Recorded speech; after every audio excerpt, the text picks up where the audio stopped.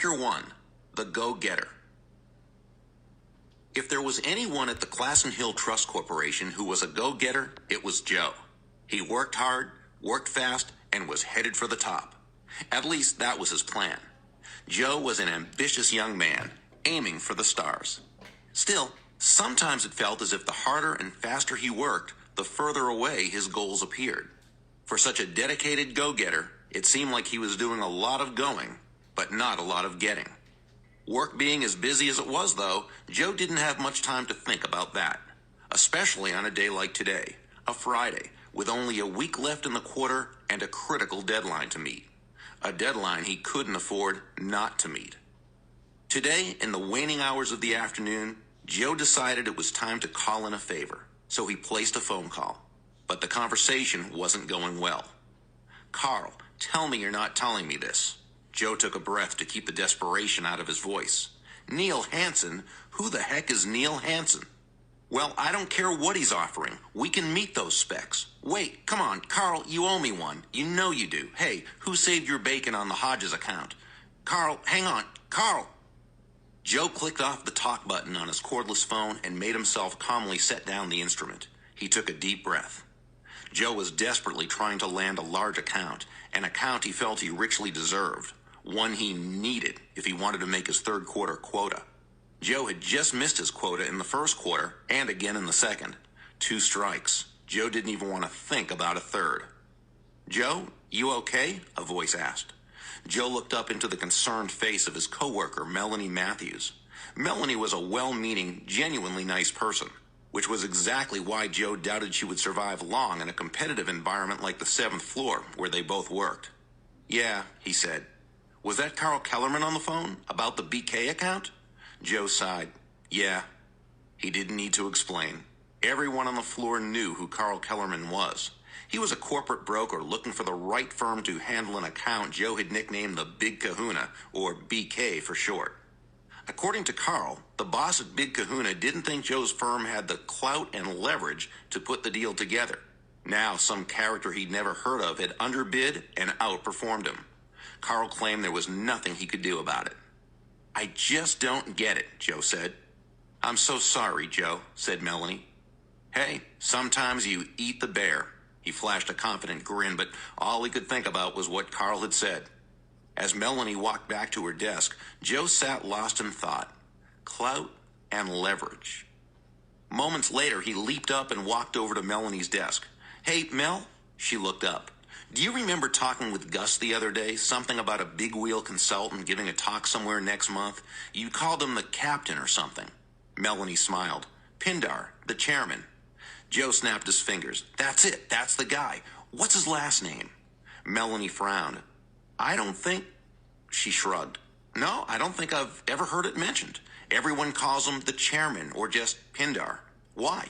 You want to go hear the talk?" "Yeah, maybe." But Joe was not interested in some lecture happening a month away. He was interested in only one thing, and that one thing needed to happen by the following Friday, when the third quarter came to an end. "I was thinking, this guy is a real heavy hitter, right? Charges huge consulting fees, works only for the biggest and best firms. Major clout. I know we could handle the BK account, but I'm going to need some big guns to win the deal back. I need leverage. Any idea how I can get a line to this chairman guy's office?"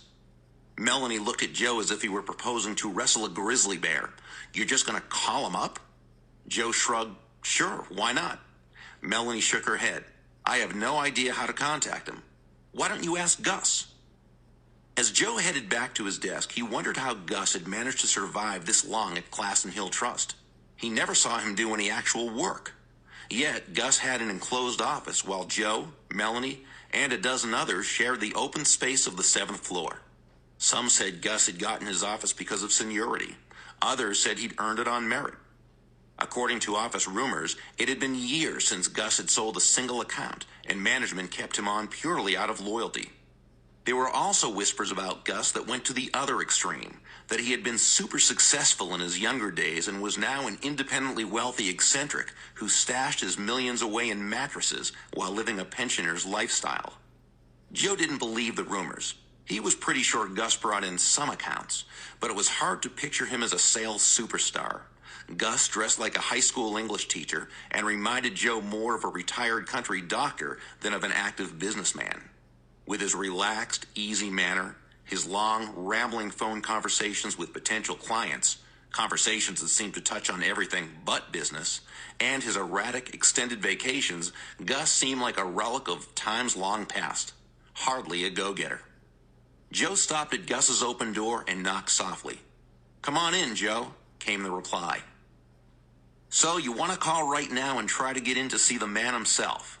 Gus thumbed carefully through his large Rolodex, found the dog-eared card he was searching for, and copied the phone number onto a small slip of paper, which he then handed to Joe. He watched as Joe took the paper and punched in the number on his cordless phone.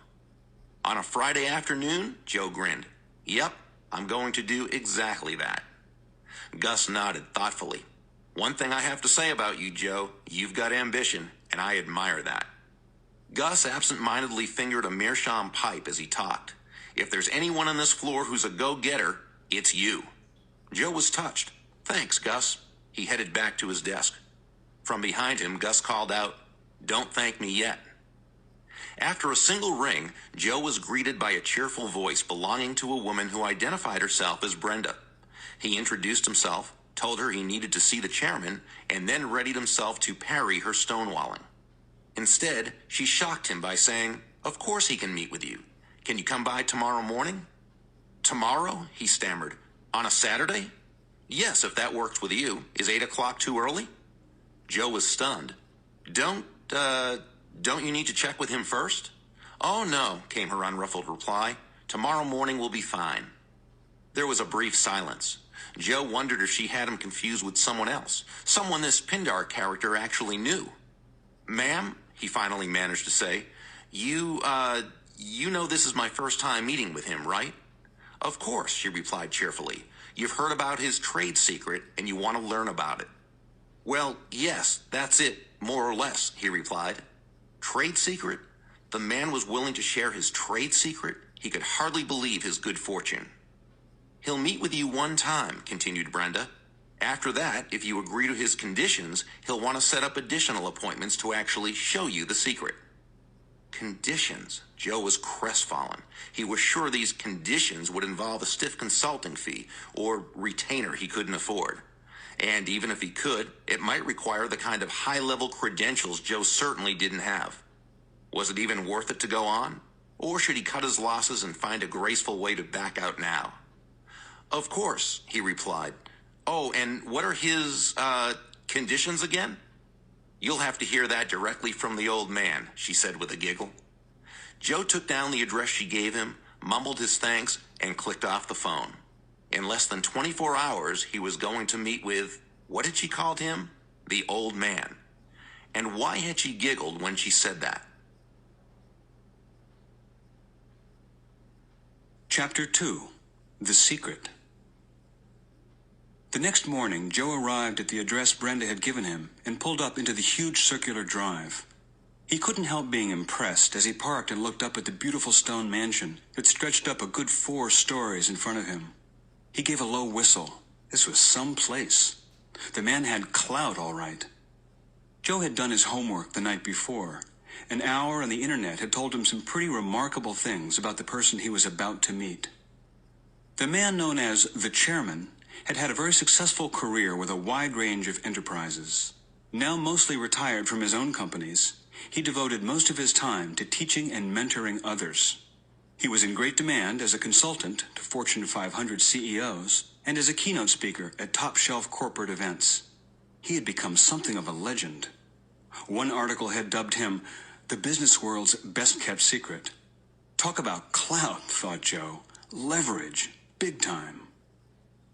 "Joe, welcome." A slender man with neatly combed graying-black hair, a pale blue shirt, light gray jacket, and pressed light gray slacks stood outside the great oak door. Early 60s, Joe guessed, maybe even late 50s. The man's age was one detail the internet search had not yielded. His precise net worth was another, but by all accounts, it was stratospheric. The castle that stood before Joe confirmed that impression, as did the man's stately, elegant presence.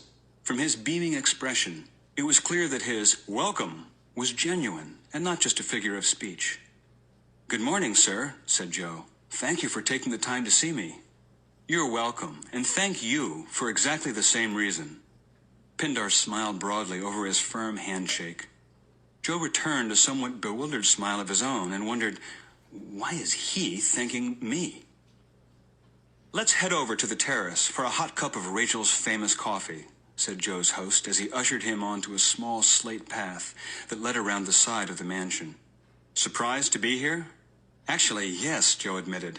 "I'm just wondering how many business legends would open their homes to a perfect stranger on a Saturday morning." Pindar nodded as they walked along the path.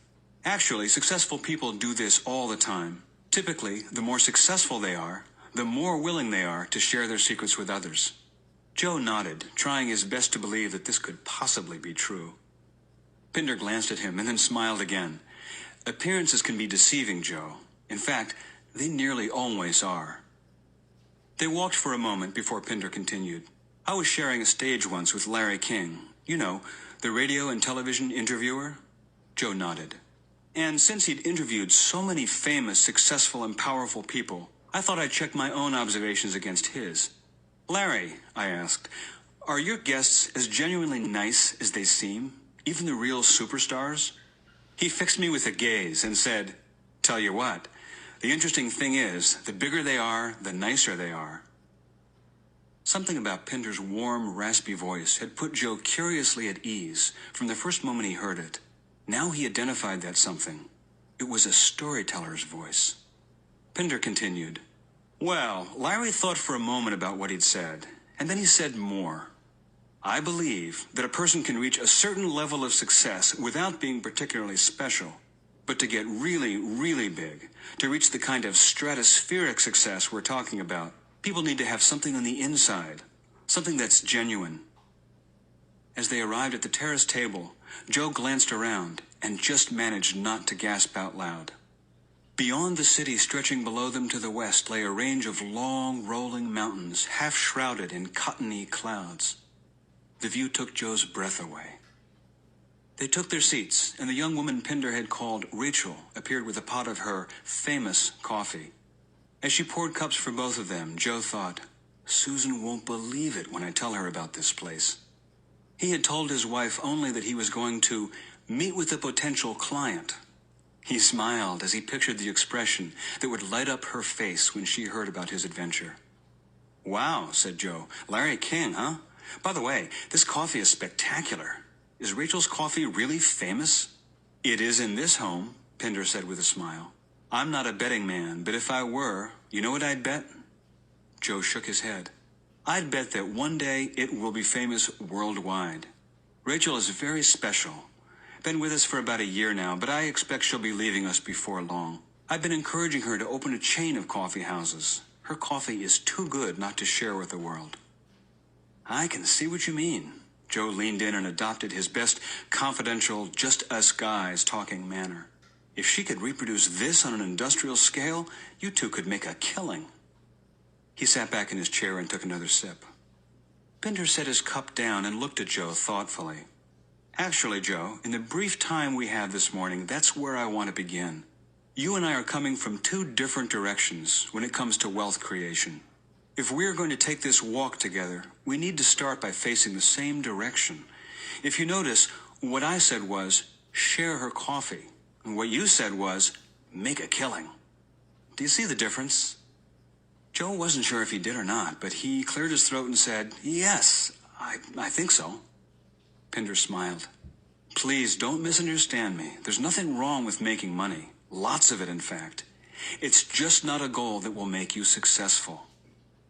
Reading the bewilderment on Joe's face, he nodded and put his hand up to signal that he would explain. "You want to understand success, yes?" Joe nodded. "All right. I'm going to share my trade secret with you now." Pindar leaned forward a bit and softly spoke one word. "Giving."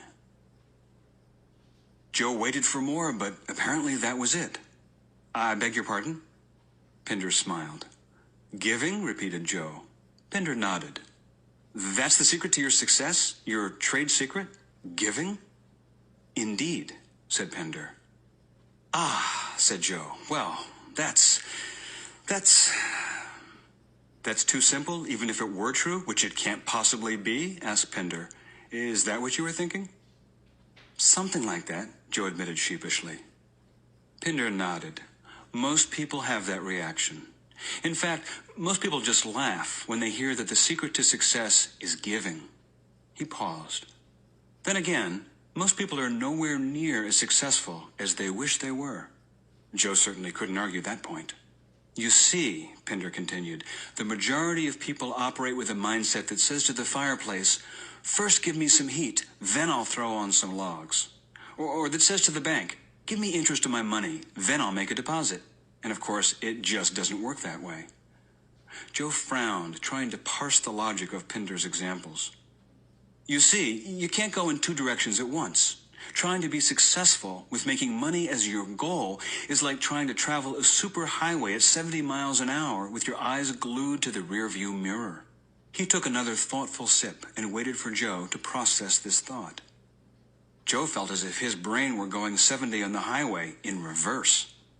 Okay, he began slowly. So you're saying successful people keep their focus on what they're giving, sharing, whatever. He saw Pender nod. And that's what creates their success?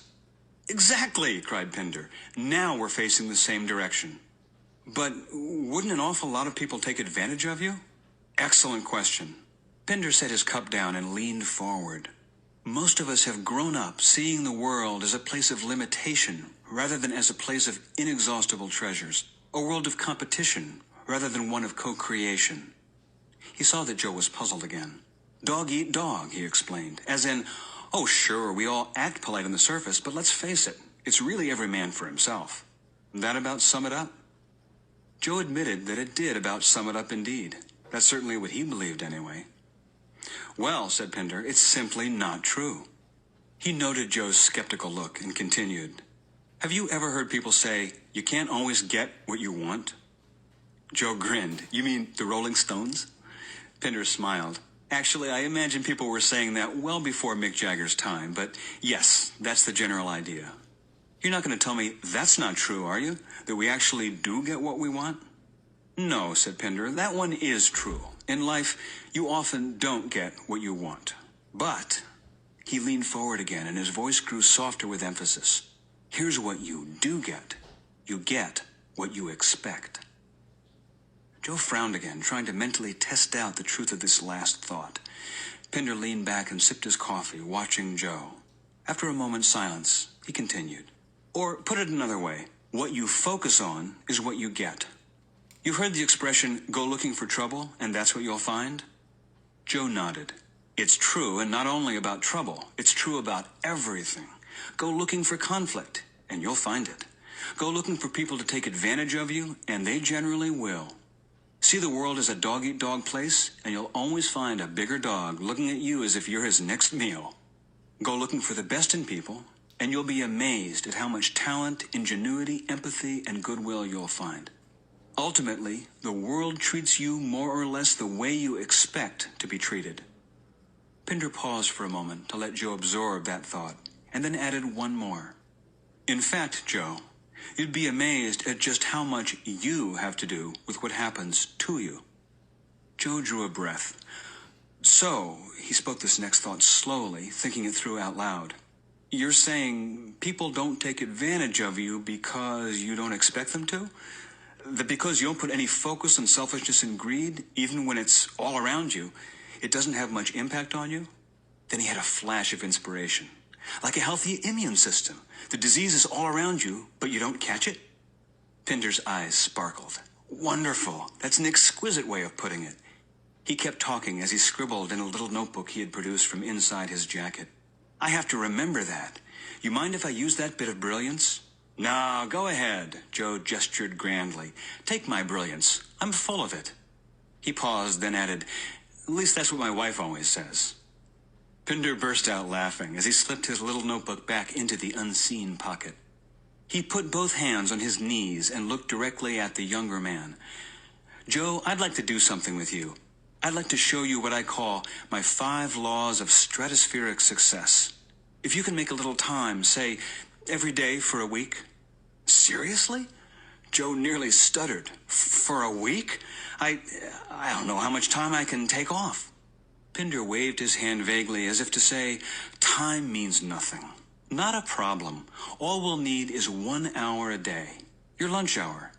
You do take time for lunch every day. Joe nodded, dumbfounded. The man was going to meet with him every day for a week? And hand over the details of his most valuable trade secret? First, though, Pinder continued, first you'll need to agree to my conditions. Joe's heart sank. The conditions. He'd forgotten all about that. It was only after he agreed to Pinder's conditions, Brenda had said, that they would set up further meetings. Joe gulped. I really don't have the means. Pinder held up his hands. Please, don't worry. It's nothing like that. So, Joe began, do I need to sign an NDA or... This brought a big booming laugh from Pinder. No non-disclosure agreements. If anything, the opposite. I call these 5 laws my trade secret, not because I don't want people to find them, but for exactly the opposite reason. I call them my trade secret so that people will find them, so they'll seek them, so they'll place the proper value on them, because it's really a term of honor. Excuse me? Joe was lost.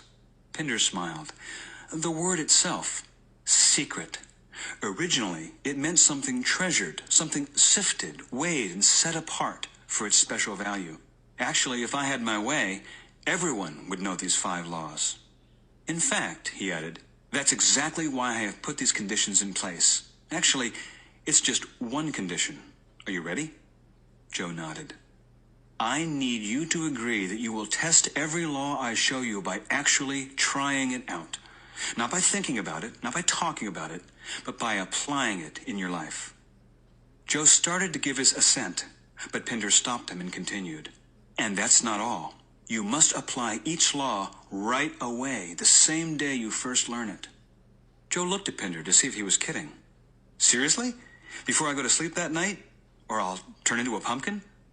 Pinder's face relaxed into a grin. No, you have a point. You won't turn into a pumpkin. But if you don't abide by my condition, our meetings will come to an end. But, Joe stammered, not to sound impertinent, how would you know? Another excellent question. How would I know? Pinder nodded thoughtfully. I wouldn't. But you would. It's the honor system. If you don't find a way to apply each law I show you the very same day you learn it, I'll trust that the next morning you'll call Brenda to cancel the rest of our appointments. He looked at Joe. I have to know you're taking this seriously. But here's what's far more important. You have to know you're taking this seriously. Joe nodded slowly. I think I understand. You want to make sure I'm not wasting your time. Fair enough. Pinder smiled. Joe, no offense, but you don't have that power. Joe looked confused. I mean, the power to waste my time. Only I can do that. And truthfully, it's a vice I gave up a long time ago. The reason for my condition is that I don't want to see you wasting your time. Joe looked down and saw Pinder's outstretched hand. He took it and gave it a firm shake. He felt a thrill go through him, as if he had just embarked on an adventure worthy of Indiana Jones, and mirrored the chairman's broad smile with one of his own. You've got a deal. Chapter 3, The Law of Value. Just before noon that Monday, Joe arrived at the Great Stone Mansion eager to see what lay in store. All he knew was that he would be meeting with Pindar and a friend of his, a real estate magnate who had agreed to talk with Joe about the first law of stratospheric success. Joe still wondered about this whole giving business and whether or not this trade secret contained anything that would really work for him. But it's sure working for Pindar, he mused as he drove up the broad tree-lined drive. And it wasn't just the man's resume and magnificent property. The guy radiates success, he thought. It's not just money. It's something far more powerful than money. He had thought about nothing else all weekend and still couldn't quite identify what that something was. Pindar stood waiting for him as he rounded the circular drive and pulled up to the stone steps. Before Joe could cut the engine, Pindar opened the passenger's door and hopped in. Okay if we take your car? Don't want to be late for our meeting. Joe felt a stab of disappointment. He wasn't going to get any of Rachel's famous coffee after all. "Here," said Pindar as he buckled himself into his seat and handed over a giant mug of steaming hot coffee. "You can enjoy this along the way." 20 minutes later, they arrived downtown and parked at Iafrate's Italian-American Cafe. Obviously, much more than a cafe, the full-service restaurant was jammed with a line forming at the door. On their way into the building, someone pushed gruffly past them, complaining about how crowded it was, and bumped into Pindar. Much to Joe's surprise, Pindar simply smiled at him. The moment they were inside the door, the maitre d' came over and escorted the two of them to a corner table. Of course, thought Joe, Pindar must be a VIP here. "Thank you, Sal," said Pindar. Sal bowed to Pindar and winked at Joe. It struck Joe that Pindar was exceedingly gracious to everyone they encountered, and, as they took their seats, Joe asked Pindar about that. "It never hurts to be kind to people," Pindar replied. "Once, when I was a young man, I was walking to a young lady's home to meet her for our very first date. I was nervous. As I turned onto her street, an older man walked right into me, banging his head into mine and tromping on my foot. He was embarrassed that he hadn't been watching where he was going, and mortified that he might have injured me. 'No harm done,' I assured him. 'I've been told I have a hard head. I hope you didn't hurt yourself.' He laughed with surprise. I wished him a wonderful day and hurried on to meet my young lady friend. About 15 minutes after I'd arrived at the girl's home, I heard the front door open. 'Daddy,' she called out, 'I want you to meet my date.' Pindar stopped and glanced at Joe as if expecting him to finish the story. Joe did. 'And let me guess, it was the man who had smacked into you?' 'It was,' agreed Pindar, back from a quick trip to the store. He complimented his daughter on her good judgment and told her I was a thoughtful, polite young man. 'So you could say your relationship got off on the right foot,' observed Joe. Pindar laughed. 'Indeed it did. Stayed that way, too. That beautiful young lady has been my wife for nearly 50 years. Ernesto,' he called out to one of the cooks who was headed their way. 'Buongiorno, caro,' Pindar exclaimed. The portly fellow beamed and hunkered down with them at their table. 'You gonna introduce me to your new friend?' Ernesto's voice bore traces of a crisp northern Italian accent. 'Ernesto, this is Joe. Joe, Ernesto.' A young waiter approached with a pair of menus, but before Joe or Pindar could say a word, Ernesto turned to the young man and fired off a soft stream of Italian phrases. The waiter whooshed silently away again. 'Ernesto,' said Pindar, 'tell my young friend how you got started here.' Ernesto looked at Joe and said, 'Hot dogs.' Joe blinked. 'Hot dogs?'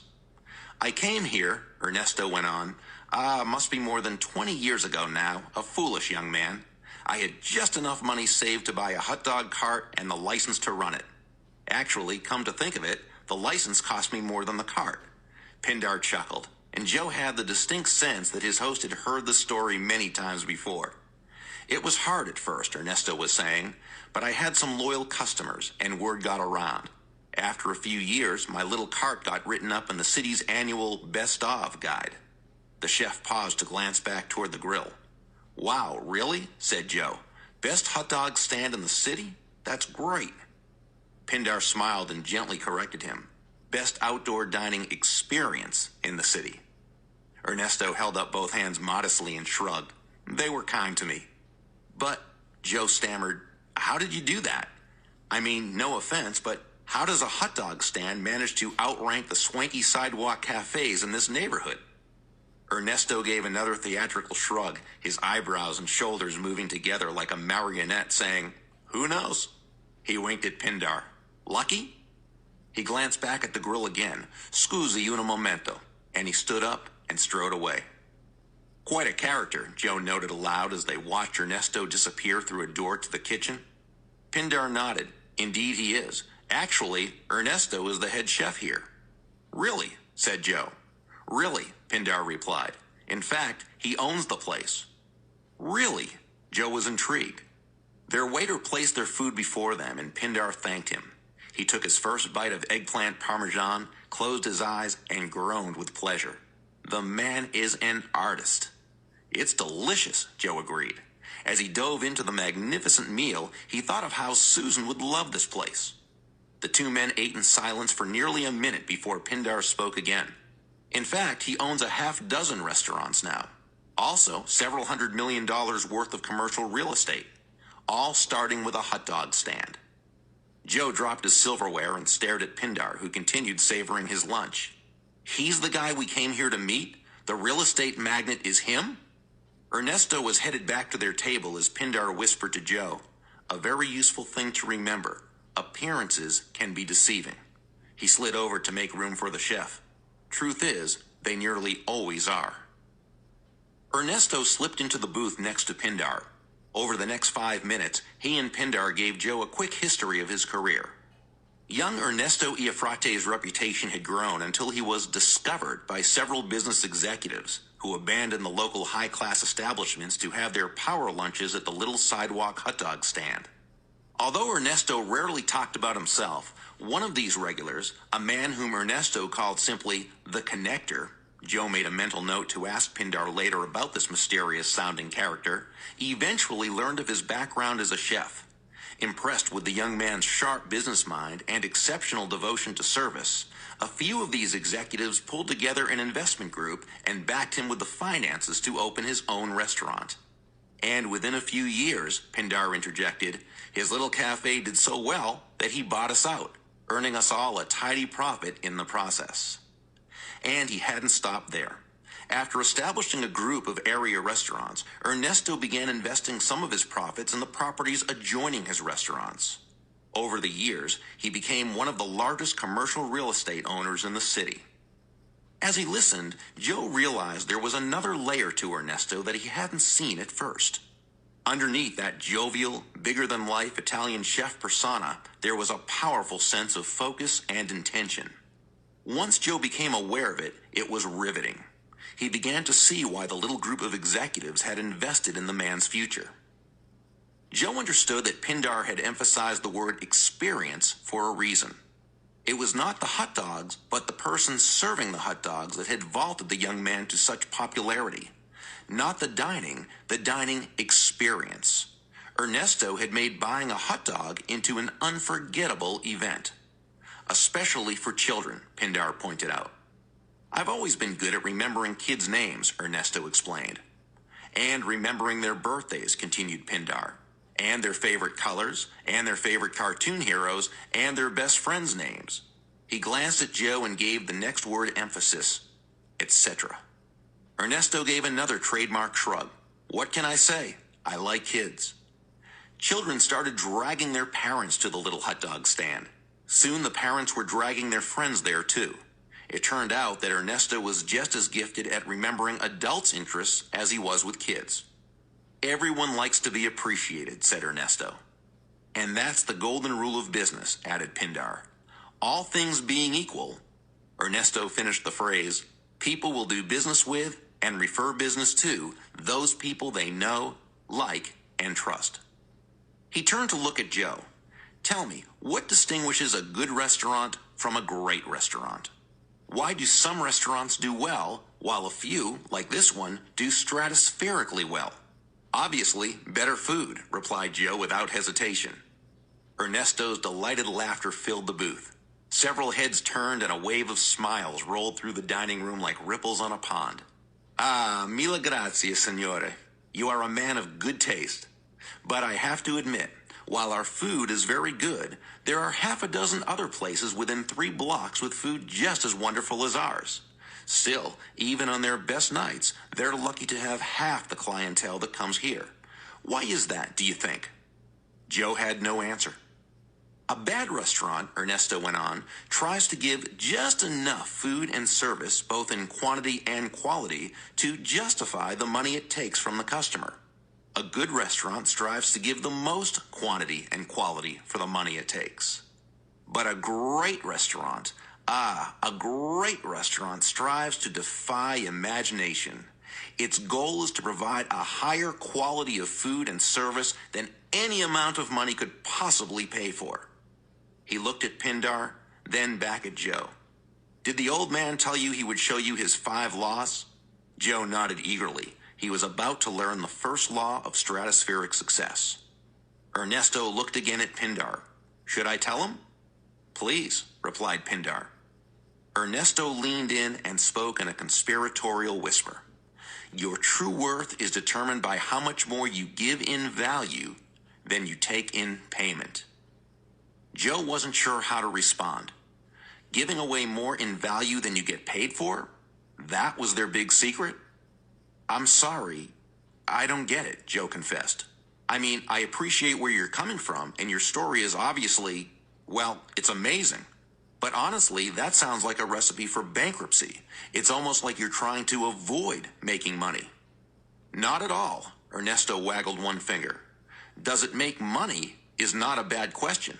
It's a great question. It's just a bad first question. It starts you off pointed in the wrong direction. He let Joe ponder that for a moment, then continued. The first question should be, does it serve? Does it add value to others? If the answer to that question is yes, then you can go ahead and ask, does it make money? In other words, said Joe, exceed people's expectations and they'll pay you even more. That's one way to look at it, replied Ernesto.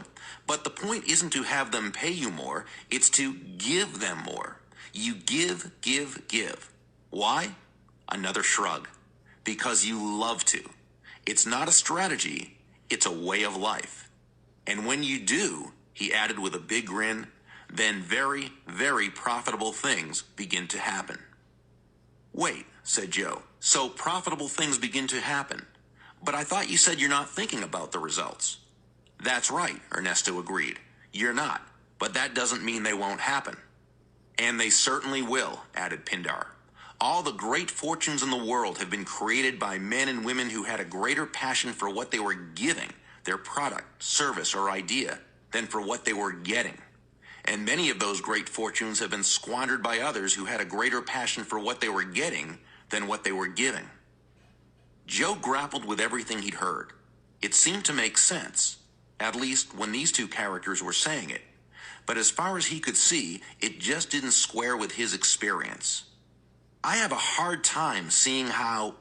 Ah, said Pindar, holding up his index finger and cutting Joe off in mid-sentence. Joe blanched. What? Ernesto grinned. He leaned in toward Joe and said, did he tell you about his, condition? Joe looked puzzled for a moment, and then he understood. Oh, right, the condition. Pindar smiled. It's not about seeing, it's about doing. Joe sighed. Right, he repeated. I need to find some way to apply it. He looked at both men, then added, or I'll turn into a pumpkin. The two men chuffed with glee, and Joe felt his face relax into a grin, too. For the moment, he had forgotten all about his secret quest for clout and leverage. Pindar was already on his feet. We should go. This young man needs to get back to work. Who are you seeing tomorrow? Ernesto asked Joe. Joe looked at Pindar. Tomorrow, a bona fide genius, replied Pindar. The CEO. Ah, said Ernesto, nodding. The CEO. Very good. Very good. Keep your ears open, young man. The CEO. Joe tried to imagine who this person might be. The first law, the law of value. Your true worth is determined by how much more you give in value than you take in payment. Chapter 4, The Condition. On his solitary drive back to the office after returning Pindar to his home, Joe felt his head swirl. He kept replaying snippets of his lunch, re-examining Ernesto's story and trying to penetrate the mystery that lay at the heart of it. He knew the key was in there. Somehow, he just couldn't see it. So far, these 5 laws of stratospheric success sounded like something Joe might more likely have picked up from Mr. Rogers than from Warren Buffett. You give, give, give. Why? Because you love to. It's not a strategy, it's a way of life. As he pondered these thoughts, Joe felt a persistent tug in the back of his mind. It wasn't until he was seated at his desk, going through his usual routines, that he realized what that nagging thought was. Clout and leverage. His third quarter quota. He needed to come up with a way to land the BK account before Friday. Were his meetings with Pindar getting him any closer to that goal? He thought back to his first meeting with Pindar on Saturday and groaned. The condition. Joe looked around at his coworkers as if worried that someone might have noticed his groan and even heard his thoughts. The condition. He was supposed to apply the law of value right away, before the day was out. But how? His cordless phone rang and he snapped it off the desk. "Joe here." "Joe, hey, it's Jim Galloway." Joe's heart sank when he heard the apologetic tone in Jim's voice. Galloway was a lawyer Joe worked with now and then. They had played tennis a few times, doubles with Susan and Jim's wife. Jim was a good guy, and from the tone of his voice, Joe guessed he was calling to break the news that Joe's company was not getting the contract renewal for a multinational firm Jim represented. "I'm sorry, buddy. I tried. They say they need someone with stronger overseas connections. I just hung up with them. Wasn't much I could do." First the BK account, and now this. Joe was careful not to let his disappointment seep into his voice. "No problem, Jim. Next time." He started to hang up, then brought the phone back to his ear and said, "Hey, Jim?" He waited a moment, then heard the voice on the other end. "Joe?" "Yeah, Jim, hang on a sec." He reached down and opened his bottom drawer, where he kept a strategic business card file on the competition. These cards represented the people it was his daily mission to beat to the punch. After a short search, he found the one he was looking for. He stared at the card and thought, "Give more in value, huh? Well, here goes nothing." "Jim, here, try this guy. Ed Barnes, Barnes. I heard he's pretty strong overseas." "Yes, he's a competitor. I just thought he might be in a better position to help." Joe didn't know if he felt more like laughing or crying at the words coming out of his mouth. "No, you don't owe me, Jim. I just hope it works out. Sorry we couldn't help this time." He clicked off the phone, set it on his desk, and stared at it, lost in disbelief at what he'd just done. "This guy just blows me off, and I give him a referral," he muttered, "and throw some good business at a competitor?" He glanced up and saw Gus at his office door, gazing at him. Gus smiled and nodded. Joe nodded back and got busy with paperwork.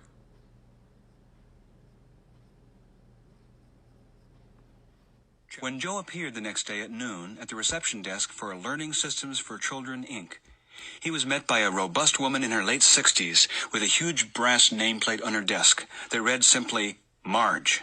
"Here to meet the CEO, are you?" she chirped, and without waiting for an answer, stuck out her hand.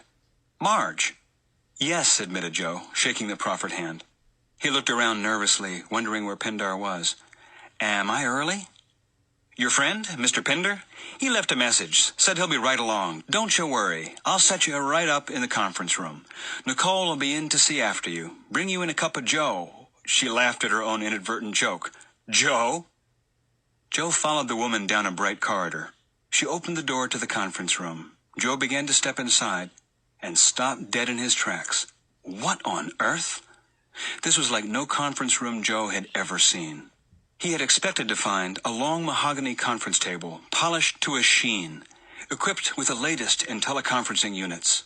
Instead, the room was lined with small wooden tables littered with tubs of modeling clay, pipe cleaners of all colors, piles of construction paper, and an endless array of crayons.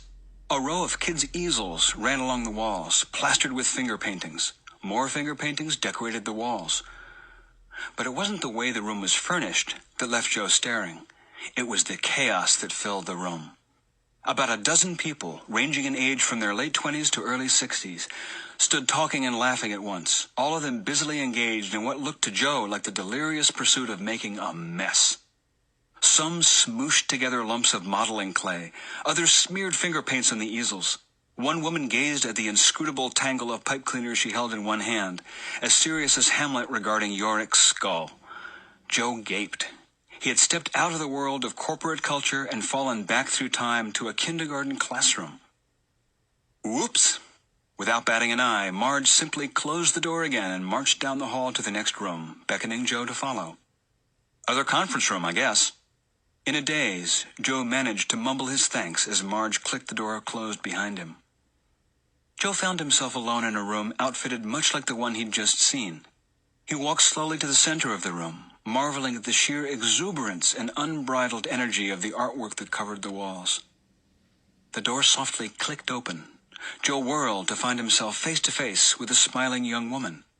Joe caught a smoky, familiar scent and saw that she carried a glass press pot of coffee. "Hi, I'm Nicole." She flashed a smile that made Joe want to reach for his sunglasses. "You must be Joe." Joe nodded. "Pinder called. He'll be here in 2 minutes. Would you like some coffee while you wait? It's likely to be the best coffee you've ever tasted." "Please." Joe finally found his voice again. "Thank you." As Nicole began pouring a cup for him, he looked around the room and asked, "So, am I really going to meet with the CEO?" "That's what I hear," she replied. "Yes, but I mean, are we really meeting in here?" She glanced around. "It is a little different, isn't it?" "A little," said Joe. "It's wild." "Thanks," she said. Joe looked at her in surprise. "You had something to do with this?" She looked all around the room, appreciatively noting every detail. "I came up with the design of the room and pretty much put it all together." "Let me guess, you have kids?" She let loose with a laugh like honey. "Do I ever? Seems like millions." She noticed Joe's expression and laughed again. "Grade school. I'm a teacher," she explained. "Used to be anyway, before I worked here." Joe glanced at the walls again. Nicole smiled. "Believe it or not, adults really do meet in this room, and they get quite a lot done. You wouldn't believe what finger painting and modeling clay can do for a bunch of stuck-in-their-heads grown-ups." "I guess," Joe said. He nodded toward the room next door. "So, was that a—" Joe struggled to find a way to finish his question. "Was that a what? A focus group or something? Parents?" Nicole smiled. "Those are the company's top marketing executives. They're brainstorming ideas for opening the next group of overseas markets." "The company's top marketing executives?"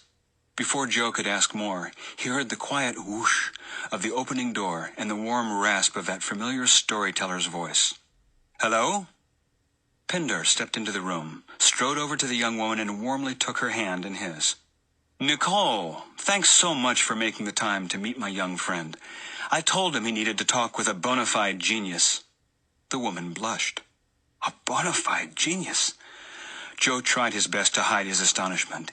He'd already been talking with the CEO. "Nicole," Pinder continued, "please meet Joe, my newest friend. Joe, Nicole Martin. Nicole runs one of the most successful educational software companies in the country." But you're so young." Joe felt a little foolish saying this, but the woman looked about his own age. "Not nearly as young as my customers," she replied with a smile. Pindar sat down cross-legged at one of the low wooden tables and began rummaging around in the large paper sack he'd carried in with him. "We market a series of learning programs to school systems throughout the United States, Canada, and 13 other countries," Nicole explained. "But don't worry," she added, flashing that dazzling smile. "One of these days, we're really going to be big." While Nicole spoke, Pinder drew out of the sack 3 sandwiches, each carefully wrapped in wax paper, followed by 3 little glass bottles of mineral water. "Okay, boys and girls," he announced. "Lunchtime." While they ate the lunch Pinder had brought, Joe learned the history of Learning Systems for Children and its founder, Nicole Martin. Nicole had been a talented grade school teacher. The parents loved her approach to teaching, and her students loved her. But Nicole wasn't happy. She felt constrained by a system that was geared to teaching children only how to memorize and recite. Over time, she devised a series of games that engaged the kids' creativity and intellectual curiosity. She was thrilled to find that her inventions helped the children learn and grow. But she grew frustrated with the fact that she couldn't help more than 20 or 25 kids at a time, and she was barely surviving on her teacher's salary. "I expect you already know the first law of stratospheric success?" she asked Joe. "Your true worth is determined by how much more you give in value than you take in payment," Joe replied. "Very good," she said, "gold star. But doing that doesn't necessarily mean that the payment you receive will increase." Joe was relieved to hear her say this. He thought the same thing the day before, when he first heard Ernesto explain this law. "The first law determines how valuable you are," Nicole continued. "In other words, your potential success, how much you could earn. But it's the second law that determines how much you actually do earn." One day, while in conference with a parent, Nicole had mentioned how much the kids enjoyed the games she'd created and how much they seemed to benefit from them. Knowing this dad was a software engineer, she asked if she could hire him to take a look at them to see if it would be possible to program them to run on computers. He agreed.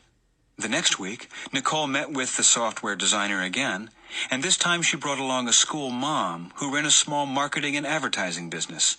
A few days later, the three formed a company together. Nicole managed to find some seed capital through a friend of a friend, a man she simply called the Connector. There's that connector again, thought Joe. He would have to remember to ask Pindar about that. Within a few years, their fledgling educational software company was doing over $200 million in annual sales worldwide. As founder and CEO of Learning Systems for Children, Inc., Nicole also did consulting for school systems, homeschooling organizations, and educational researchers around the country. Through LSC, we expect to touch the lives of 20 to 25 million kids, she pointed out. And that, in a nutshell, is the second law, the law of compensation. Your income is determined by how many people you serve and how well you serve them. She paused and added, or to put it another way, your compensation is directly proportional to how many lives you touch. Nicole sat and quietly finished her sandwich, giving Joe a chance to let the law of compensation sink in. After a brief silence, he began thinking out loud. You know, I always thought it seemed so unfair, he began. How movie stars and top athletes pull down those huge salaries, or how CEOs and corporate founders could marshal such gigantic earnings. No offense, he added hastily.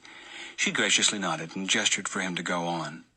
But people who are doing such great work, such noble work, like school teachers, never got paid what they're worth. It always seemed arbitrary. But what you're saying is, it's not just a question of their value, it's a question of impact. Nicole and Pindar exchanged brief, exultant glances, delighted at how quickly Joe had grasped this law. Exactly, exclaimed Nicole. And there are two amazing things about this. First, it means you get to determine your level of compensation. It's under your control. If you want more success, find a way to serve more people. It's that simple. Joe thought that over for a moment, then nodded. And the other amazing thing? It also means there are no limitations on what you can earn, because you can always find more people to serve. The Reverend Martin Luther King Jr. once said, everybody can be great because anybody can serve. Another way to say that might be, everybody can be successful because anybody can give. Pindar was watching Joe closely. Now he spoke up. You have a question? Joe nodded. He asked Nicole, I'm curious about that first meeting, the one with the software dad and the marketing mom. Didn't it occur to you that they might just take your ideas and run with them? Nicole looked puzzled. Run with them? I mean, steal them. Run with the whole idea and cut you out of the picture? Nicole smiled. To tell you the truth, I never gave it a thought. All I could think about was how much good we could accomplish. She looked pensive, then gave a rueful laugh. But I did go through an interesting period of adjustment. And that's when I really started to understand the law of compensation. Once I realized just how big this could grow, I nearly sabotaged the whole thing. Suddenly, it all made me nervous. Why? Were you afraid it would get out of hand and fall apart? She laughed. No, quite the opposite. I was afraid it would get out of hand and become really successful. I was brought up with the belief that there are two types of people in the world. There are people who get rich, and there are people who do good. My belief system said, you're one or the other. You can't be both. The people who got rich did so by taking advantage of everyone else. The people who really cared about others and provided services, policemen, nurses, volunteer workers, and of course teachers, those were the world's good people, and they could never be rich. That would be a contradiction in terms. At least, that's what I grew up believing. Joe was fascinated. So what happened? I watched how hard my partners were working. I saw how many kids' lives we were changing, and I saw that my old belief system was only getting in the way. It wasn't serving. So I decided to change it. You just decided? Asked Joe. Yep, decided. So you can just do that? Joe said. Anyone can, she smiled, noting Joe's doubting look. Have you ever made up a story?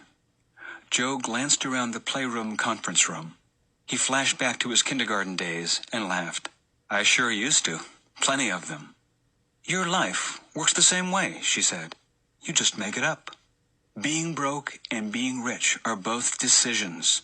You make them up, right up here. She tapped her finger to her temple. Everything else is just how it plays out. Joe thought back to his Saturday morning conversation with Pindar. What you focus on is what you get. All at once, Joe heard a big whoop coming from the conference room next door, followed by a resounding cheer that broke into scattered laughter and applause. Nicole smiled. I think we just found our new Asia-Pacific marketing plan. Pindar was on his feet, picking up the wrappers and bottles from their lunch, and before he knew it, Joe was shaking hands with Nicole and thanking her for her time. What's on your agenda for tomorrow, Joe? Joe looked inquiringly toward Pindar. Tomorrow we're going to visit Sam, he said. Ah, said Nicole, you're going to love Sam. Sam is Nicole's chief financial advisor, explained Pindar. Mine, too. As Pindar gave Nicole a hug and said his goodbyes, Joe glanced around the room. He looked at the easels and the finger paints, the clay and construction paper, and all the other kindergarten paraphernalia, and a thought struck him. They make up stories, he mused to himself. They sit here in this room and make up stories. They paint them and model them, then go make them happen all over the planet. $200 million worth. You just make it up, she'd said. The second law, the law of compensation. Your income is determined by how many people you serve and how well you serve them. Chapter 6. Serving Coffee. The ride out of town was quiet. A friend of Pindar's had dropped him off at Learning Systems for Children earlier, so Joe was now giving him a ride back home. Pindar seemed content to watch the scenery go by, leaving Joe to his own thoughts. Just as he had done after his lunch with Ernesto, Joe now retraced his conversation with Nicole Martin, trying to understand everything he'd heard. What made this young woman rise to such astonishing success? Was it as simple as what she called the law of compensation? When Joe pulled into Pindar's driveway to drop off his host, Rachel was standing at the front door, holding a small package. Pindar hopped out, and Joe leaned over to call out to Rachel through the open door. Great lunch, Rachel. Thanks a million. Rachel approached the car and handed the package to Joe. You're welcome. The aroma announced itself immediately. It was a pound of Rachel's famous coffee, freshly ground for Joe. On his drive back to work, Joe thought about Nicole Martin, CEO of the kindergarten boardroom, and wondered how on earth he could possibly apply the law of compensation. He was still wrestling with these thoughts when he hit the up button on the elevator that took him up to the 7th floor at Clazen Hill Trust. That afternoon, Melanie Matthews sat buried in concentration over her quarter-end reports when she was surprised by the most delicious aroma. She looked up and was startled to see Joe with a cup of fresh steaming coffee for her. Touch of half and half, 1 sugar, he noted aloud as he placed it carefully on her desk. This was exactly how Melanie liked her coffee, though she couldn't remember having ever mentioned this to Joe. And that incredible aroma. She thanked him and took a sip. It was the very best coffee she had ever tasted. Over the next 30 minutes, Joe took a cup of the hot, delicious coffee to each worker on the entire 7th floor. A few of them he knew well. Some he knew only vaguely. Some he'd never even met. All were equally surprised and pleased to find this young go-getter taking the time to serve them fresh coffee as they each wrestled with their own third-quarter deadline workloads. 1 or 2 looked downright puzzled as they nodded their mute thanks, thinking, I wonder what's gotten into him. When Joe arrived back at his own desk with the last cup, Gus sat waiting for him. Gus, you wanted another cup? Thanks, but I'm fine. Gus sat back in his chair and looked at Joe with curiosity. Okay, said Joe. You know the guy I asked you about last week, Pindar? Well, this weekend, I went to see him. Ah, said Gus. And this is, what, something like homework? Joe shrugged. More or less. Yesterday I had to give more in value than I got in payment. Ah, the lead you gave to Jim Galloway. Joe blushed. So Gus had overheard him doing that. Today I had to enlarge the number of people I serve. Gus let out a quiet laugh. So you served your colleagues coffee? Right. Joe looked around the floor. Think it'll turn those third-quarter figures around? Gus peered at him closely, then realized he was joking. "Hey," Joe added, "it's the only thing I could think of. Besides, it's not just coffee. It's Rachel's famous coffee." Gus smiled and got to his feet. "I'm glad you went to see the man, Joe. Tell me something?" "Sure, what?" Gus looked around the office. "How did it feel, serving all those people?" Joe followed his gaze, then looked back in the other man's eyes. "Tell you the truth? I felt like an idiot." Gus laughed again, then leaned forward and said, "Sometimes you feel foolish, even look foolish, but you do the thing anyway." And with that, he plucked his tweed jacket from the coat rack on the wall outside his office and headed for home. Chapter 7. Rachel. When Joe appeared at Pindar's house at noon the next day, Rachel showed him into the study and offered him a cup of coffee, which Joe accepted gratefully. "The old man'll be right along," Rachel said and chuckled. "You know," said Joe, "I think that's the third or fourth time I've heard that, the old man. Why does everyone keep calling him that? And what's the big joke?" Rachel set down the small tray she was carrying and leaned against one of the huge wingback chairs. "How old would you say he is?" she asked. "Gosh, I don't know, 58, 59, early 60s maybe?" "Close," Rachel grinned. 78. "You're kidding," exclaimed Joe. "And even though he's in his late 70s, he's one of the youngest people I know. Have you ever noticed how energetic and enthusiastic he is? How curious and, well, how interested he always seems?" Joe nodded. "I'll tell you what," Rachel went on. "He does more, travels more, and accomplishes more than most men half his age. None of us can keep up with him." "Really?" Pindar didn't strike Joe as the driven type, but he always seemed so relaxed. Rachel laughed. "Of course he seems relaxed. He is relaxed. Whoever said being anxious gets more accomplished?" Joe had to admit she had a point. He had always taken it for granted that getting a lot done invariably meant a high level of stress. But then he knew plenty of people who were thoroughly stressed out, yet didn't really accomplish that much. "Who are you going to see today?" Rachel asked. "Sam, his financial advisor." "Ah, Sam," Rachel smiled to herself. "You're going to love Sam." "So I've heard," thought Joe. "Of course he will." Pindar stood beaming at the study door. "Everyone loves Sam." The moment he heard that storyteller's voice, Joe felt himself relax. He noticed it had the same effect on Rachel, too. He suspected it had the same effect on everyone. As Joe nosed his car past the big wrought iron gates and pointed it toward downtown, he thought about his brief conversation with Rachel, and he asked Pindar about her. Rachel came from a poor neighborhood and began working to help support her family when she was just 15 years old. She took work doing anything and everything. She cleaned houses, landscaped, answered phones, waited tables, short order cooked, worked construction, painted houses, and more. Eventually, she put herself through college on this diverse collection of jobs. Some of these tasks she enjoyed more than others. However, she approached each one as though she loved it.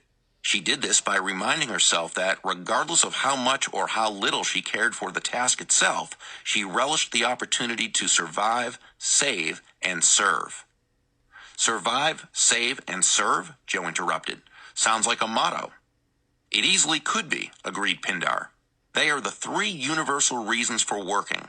Survive, to meet your basic living needs. Save, to go beyond your basic needs and expand your life. And serve, to make a contribution to the world around you." Joe thought of Nicole Martin's reflection on her own early fear of success. It wasn't serving, she'd said. "Unfortunately," continued Pindar, "most people spend their entire lives focusing on the first. A smaller number focus on the second. But those rare few who are truly successful, not just financially, but genuinely successful in all aspects of their lives, keep their focus squarely on the third. Survive, save, and serve." Joe let the three words roll around in his mind as Pindar continued the story of Rachel. About a year ago, Pindar had bought some books at a local bookseller's where Rachel had worked her way up to cafe manager. After making his purchase, he stopped by the cafe for a cup of coffee. "I'm just starting a fresh pot," Rachel told him. If you're not in a hurry, why don't you make yourself comfortable on any of the reading sofas, and I'll bring you a cup as soon as it's ready." Pindar was impressed with the young woman's manner. He was even more impressed when he actually tasted the coffee. Rachel had an undeniable knack for making truly wonderful coffee. She had an instinct for selecting, blending, roasting, and grinding the beans to bring out their finest flavors and aromas. She had a master craftsman's feel for the perfect balance of time and temperature. She knew how to keep the machine sparkling clean and free of any buildup of bitter oils, and how to select the purest sources of water. Her coffee always tasted delicious, better than delicious. Whenever people ask her for her secret, Pindar told Joe, she just laughs and says she's 1/8 Colombian. Pindar and his wife happened to be looking for someone to replace their personal chef, who had just been offered a position running the kitchen at a 5-star hotel. As far as Pindar was concerned, anyone who knew how to cook and could make coffee this good would be the perfect replacement. And since she had just completed her final term at college, she was available. He hired Rachel on the spot. The young woman quickly became a hit with the steady stream of business associates who passed through Pindar's home, including the CEOs of some of the nation's largest companies. A few even hinted that they might try to hire Rachel away from Pindar, but he jokingly warned them that if they even tried, they would no longer be privy to his consulting services. One CEO, after hearing this, took a long, thoughtful sip of famous coffee and murmured, "Yes, well, I might just have to live with that." Pindar roared at this punchline, and Joe laughed along with him. He also had the sense that there was more to Rachel's story, but it would have to wait. They had arrived at their destination. Chapter 8. The Law of Influence. Perched on the top floors of the city's tallest and most elegant office building, the regional headquarters of the Liberty Life Insurance and Financial Services Company was located right in the heart of the financial district. Most of the building's 24 floors were rented to the city's top investment companies and law firms. The 22nd and 23rd were occupied by Liberty. Sam's offices, where Joe and Pindar were headed, took up the entire 24th floor. Inside the front door, Pindar signed them in with the security guard. They passed through a beautifully appointed lobby and entered a tall glass elevator framed with exquisite filigree and floored with plush, royal blue carpeting. "They must sell a lot of policies," whispered Joe.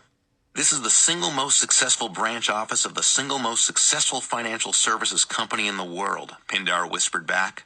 "You're about to meet the person who single-handedly accounts for more than 3/4 of all the money this particular branch brings in." "You must be Joe." The beaming white-haired gentleman grabbed Joe's hands with both of his own and shook it vigorously. His voice sounded like a creaky gate hinge. "It's about time the old man brought someone around I could have some fun talking to. He's boring." And he thumped Pindar on the shoulder. As Sam wheezed with laughter and led his guest to 2 sumptuous leather chairs, Joe glanced around the place. The vast 24th floor workspace looked more like an airplane hangar than a corporate office. The vaulted ceiling and huge skylights were at least 20 feet overhead. Through the 2 huge plate glass walls that formed the corner office's perimeter, Joe could see that amazing western mountain landscape beyond the city. Joe tore himself away from the view to focus on the conversation as Pindar and Sam ping-ponged through a brief history of Sam's career. Sam Rosen had started out as a struggling insurance agent. Over the years, he gained a reputation as an especially fair-minded businessman. People started calling on him to serve as a negotiator or, in their more difficult dealings, as a mediator. After establishing himself as the firm's top salesman, he broadened his focus and began serving as a full-spectrum financial advisor for select clients. In his early 60s, Sam shifted gears yet again. He began to work with nonprofits, especially those helping the financially disadvantaged, the homeless, and the hungry. Today, Sam was the state's #1 philanthropist and spent most of his time negotiating large contracts on behalf of worldwide charities. "When I first met him a little over 30 years ago," added Pindar, "he had already amassed over $400 million in sales, more by far than anyone else in the history of his company." "You must be the best insurance salesman in the world," ventured Joe. Should be, Sam agreed. "I started out as the worst. When my goal was to sell insurance, I was no good at all. My first few years in the business, I floundered like a turtle on his back. Tell you what it was turned things around and set me right side up. Joe held up one finger and said, "May I guess? The idea of giving more in value than you took in payment?" "Not a bad guess," said Sam. "Changing my focus from seeing what I could get to what I could give was when my career started to take off. Started to. But in a business like mine, actually in any business, you also need to know how to develop a network." He looked directly at Joe. "Do you know what I mean by network?" In fact, Joe had just been thinking that networking was something he indeed knew all about, but the question caught him by surprise, and he quickly shook his head. "No, yes, I think I do, but I'll bet I don't," he finished lamely. Sam's eyes twinkled with warmth. The old man was right again, as usual. He said I'd like you. Joe blushed. Sam continued, "Now, by a network, I don't necessarily mean your customers or clients. I mean a network of people who know you, like you, and trust you. They might never buy a thing from you, but they've always got you in the backs of their minds." He leaned forward and spoke with more intensity. "They're people who are personally invested in seeing you succeed, you see? And of course, that's because you're the same way about them. They're your army of personal, walking ambassadors. When you've got your own army of personal walking ambassadors, you'll have referrals coming your way faster than you can handle them." Joe had always considered himself an accomplished networker, but he now found himself re-examining every business contact and networking relationship he had. An army of personal walking ambassadors. Did that describe his network? Were all these people he knew personally invested in seeing him succeed? Did that description fit any of them? Sam spoke again, in a quiet voice this time. "You want to know what makes that kind of network happen, Joe?" Joe looked up and met Sam's gaze. "I do." The old man's eyes bore into Joe. "Stop keeping score." Joe blinked. How do you mean?" Sam settled back into his chair. "Just that. Don't keep track. That's not networking. That's poker. You know how people say win-win?" Joe nodded. "Always look for the solution where you both come out ahead." Sam nodded. "That's right, and it sounds great, in theory. But most of the time, what people call win-win is really just a disguised way of keeping track, making sure we all come out even, that nobody gets the advantage. Even Steven. I scratched your back, so now you owe me." He shook his head sadly. "When you base your relationships, in business or anywhere else in your life, on who owes who what, that's not being a friend, that's being a creditor." Joe remembered what he'd said last Friday on the phone. "Come on, Carl, you owe me one. Hey, who saved your bacon on the Hodges account?" Sam leaned forward again. "You want to know the third law of stratospheric success?" Joe nodded. "Very much indeed." Watch out for the other guy. Watch out for his interests. Watch his back. Forget about 50-50, son. 50-50's a losing proposition. The only winning proposition is 100%. Make your win about the other person. Go after what he wants. Forget win-win. Focus on the other person's win. Here it is, Joe. The third law, the law of influence. Your influence is determined by how abundantly you place other people's interests first. Joe repeated it slowly. Your influence is determined by how abundantly you place other people's interests first. Sam nodded, beaming. Joe hesitated, glanced at Pindar, then back at Sam. "That sounds like an awfully noble principle," he began, "but I don't quite understand." Sam peered at him. "Don't quite get how that's a law of success?" Relieved, Joe nodded. "Exactly." Sam looked over at Pindar and nodded toward Joe, as if to say, "You tell him." Pindar spoke up. "Because if you place the other person's interests first, your interests will always be taken care of. Always. Some people call it enlightened self-interest. Watch out for what other people need, with the faith that when you do, you'll get what you need." Sam nodded and watched Joe grapple with this idea for a moment, then said, "Tell me, if you asked most people what creates influence, what would they say?" Joe's answer came without hesitation. Money, position, Maybe a history of outstanding accomplishments. Sam nodded, grinning. Ha, you're right. That's exactly what they'd say. And they'd have it exactly backwards. Those things don't create influence. Influence creates them. And now you know what creates it. Joe blinked. Putting other people's interests first? Sam's smile was beatific. Now you're talking. Joe followed Pindar into the elevator. Side by side, they watched the doors close. As they began their descent, Pindar broke the silence. How would you describe Sam? Amazing, brilliant, magnetic. Magnetic. Pindar seemed to ponder the word. What about Nicole? Would you describe her as magnetic? Absolutely, one of the most striking people I've ever met. Pindar looked at Joe and said, Tell me, what is it about her that makes her so? Joe had to think about that. What was it that made her so striking? I don't know. She's just magnetic. Pindar smiled. Like Sam? It was hard to imagine two more different people than the charming young schoolteacher and the raspy old financier, but yes, they were somehow very much alike. And not just them. Yes, and Ernesto too, and... He was going to say, and you too, but stopped short. He stared at Pindar. What is it? You know, don't you? Bing. They had reached the ground floor. The doors slid open, and Pindar gestured with his hand. After you. As they walked through the marble, steel, and glass of the building's majestic foyer, Pindar uttered a single word. Giving. Huh? What about giving? That's what they have in common. Giving. He glanced sideways at Joe and smiled. Have you ever wondered what makes people attractive? I mean, genuinely attractive? Magnetic? He pushed on the big glass door, and they walked outdoors into the warm September day. They love to give. That's why they're attractive. Givers attract. They walked silently toward his car. Givers attract, thought Joe. And that's why the law of influence works, because it magnetizes you.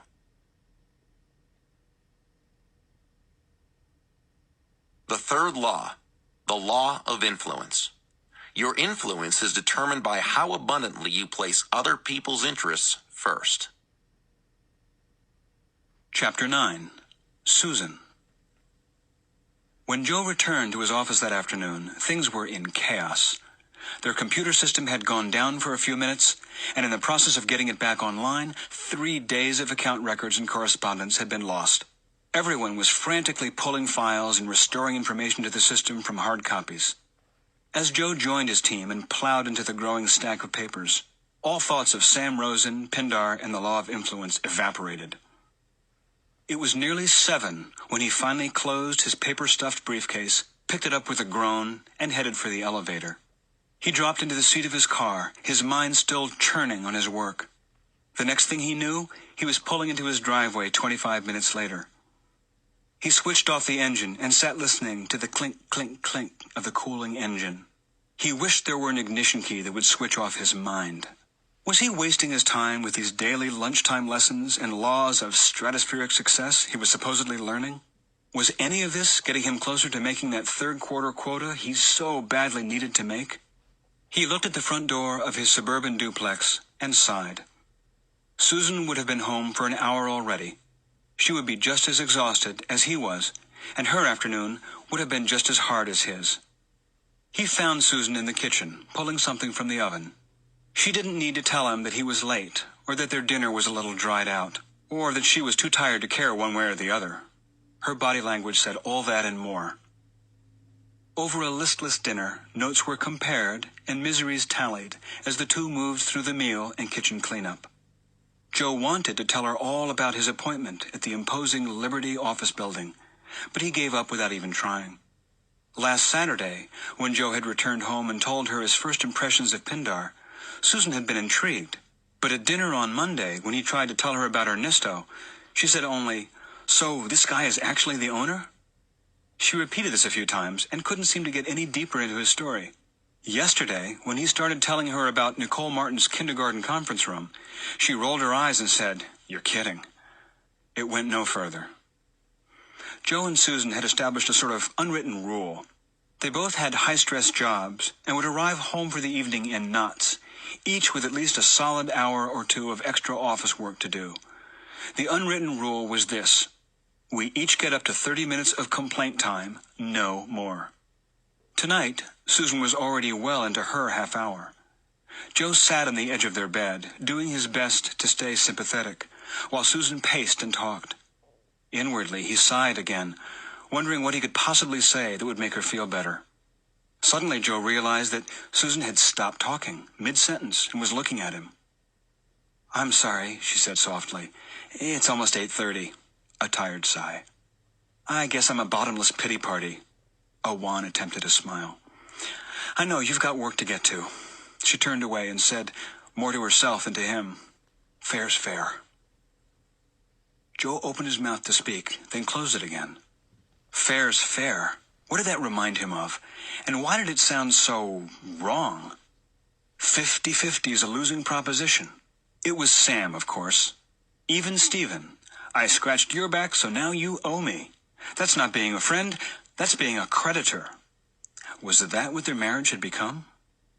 Without thinking about what he was going to say, he blurted out, "No, Suze, wait. Actually, I don't." She turned back and looked at him. "Please, go on," he said. "I'd like to hear about what happened. Really." For a moment, Susan looked as if Joe had told her that the laws of gravity had just been revoked. "Really?" "Sure," he said. "I mean, it sounds like it was pretty rough.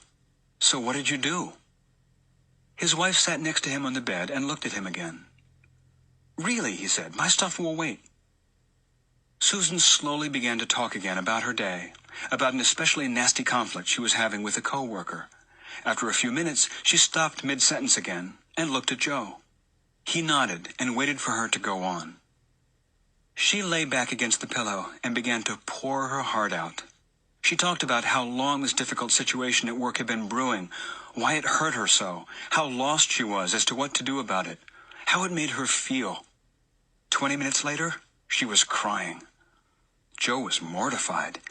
He'd been listening carefully, but she'd talked about so many different issues and covered so much ground, he wasn't sure exactly which thing she was crying about. It seemed as if for Susan, everything was wrong. He lay down and put his arm around her awkwardly, but her weeping continued. He murmured a few attempts at words of comfort, feeling foolish all the while. What was it Gus had said? Sometimes you feel foolish, even look foolish, but you do the thing anyway. Finally, her sobbing turned to sniffling, and then that stopped too. Joe felt immense relief. Perhaps his words were not so foolish after all. They seemed to have given her some comfort at least. Perhaps she was just thinking. "Hey," he said, "love you." Susan said nothing. "Suze?" He stirred her gently. She was asleep. She hadn't heard any of his words of comfort. She'd just cried herself to sleep. Feeling useless and defeated, Joe quietly got himself ready for bed and slipped under the covers. Wrapped in a quiet ache for Susan's misery, and wishing he could have done something to take away its sting, he eventually drifted off. The next morning, he awoke with a start and lurched from deep sleep into sudden horrified realization. Yesterday's lesson! What was it? Sam Rosen, networking, an army of personal walking ambassadors. The law of influence. He had gone from work to home to bed and passed the night away without even thinking about the day's lesson, let alone trying to apply it. He groaned and grabbed his pillow, meaning to throw it across the room in frustration. But as he did, he realized that Susan was not in the bed next to him. He glanced at the clock. 8:15. He'd overslept. Susan must have crept out of bed and left the house without talking to him, without even bothering to wake him. He groaned again. He'd blown Pindar's lesson, he was late for work, and he was on the outs with Susan. 3 strikes, Joe, he muttered. Pindar's words echoed in his mind. If you don't abide by my condition, our meetings will come to an end. He dragged himself upright with sinking thoughts about calling Brenda to cancel his lunch appointment with Pindar. And then he glanced at Susan's pillow and noticed a piece of paper, folded in half, with a single word written on the outside. Sweetheart. When was the last time Susan had called him that? Come to think of it, when was the last time Susan had written him a note? He picked it up and opened it. My sweet Joe, I hope I succeeded in slipping out without waking you.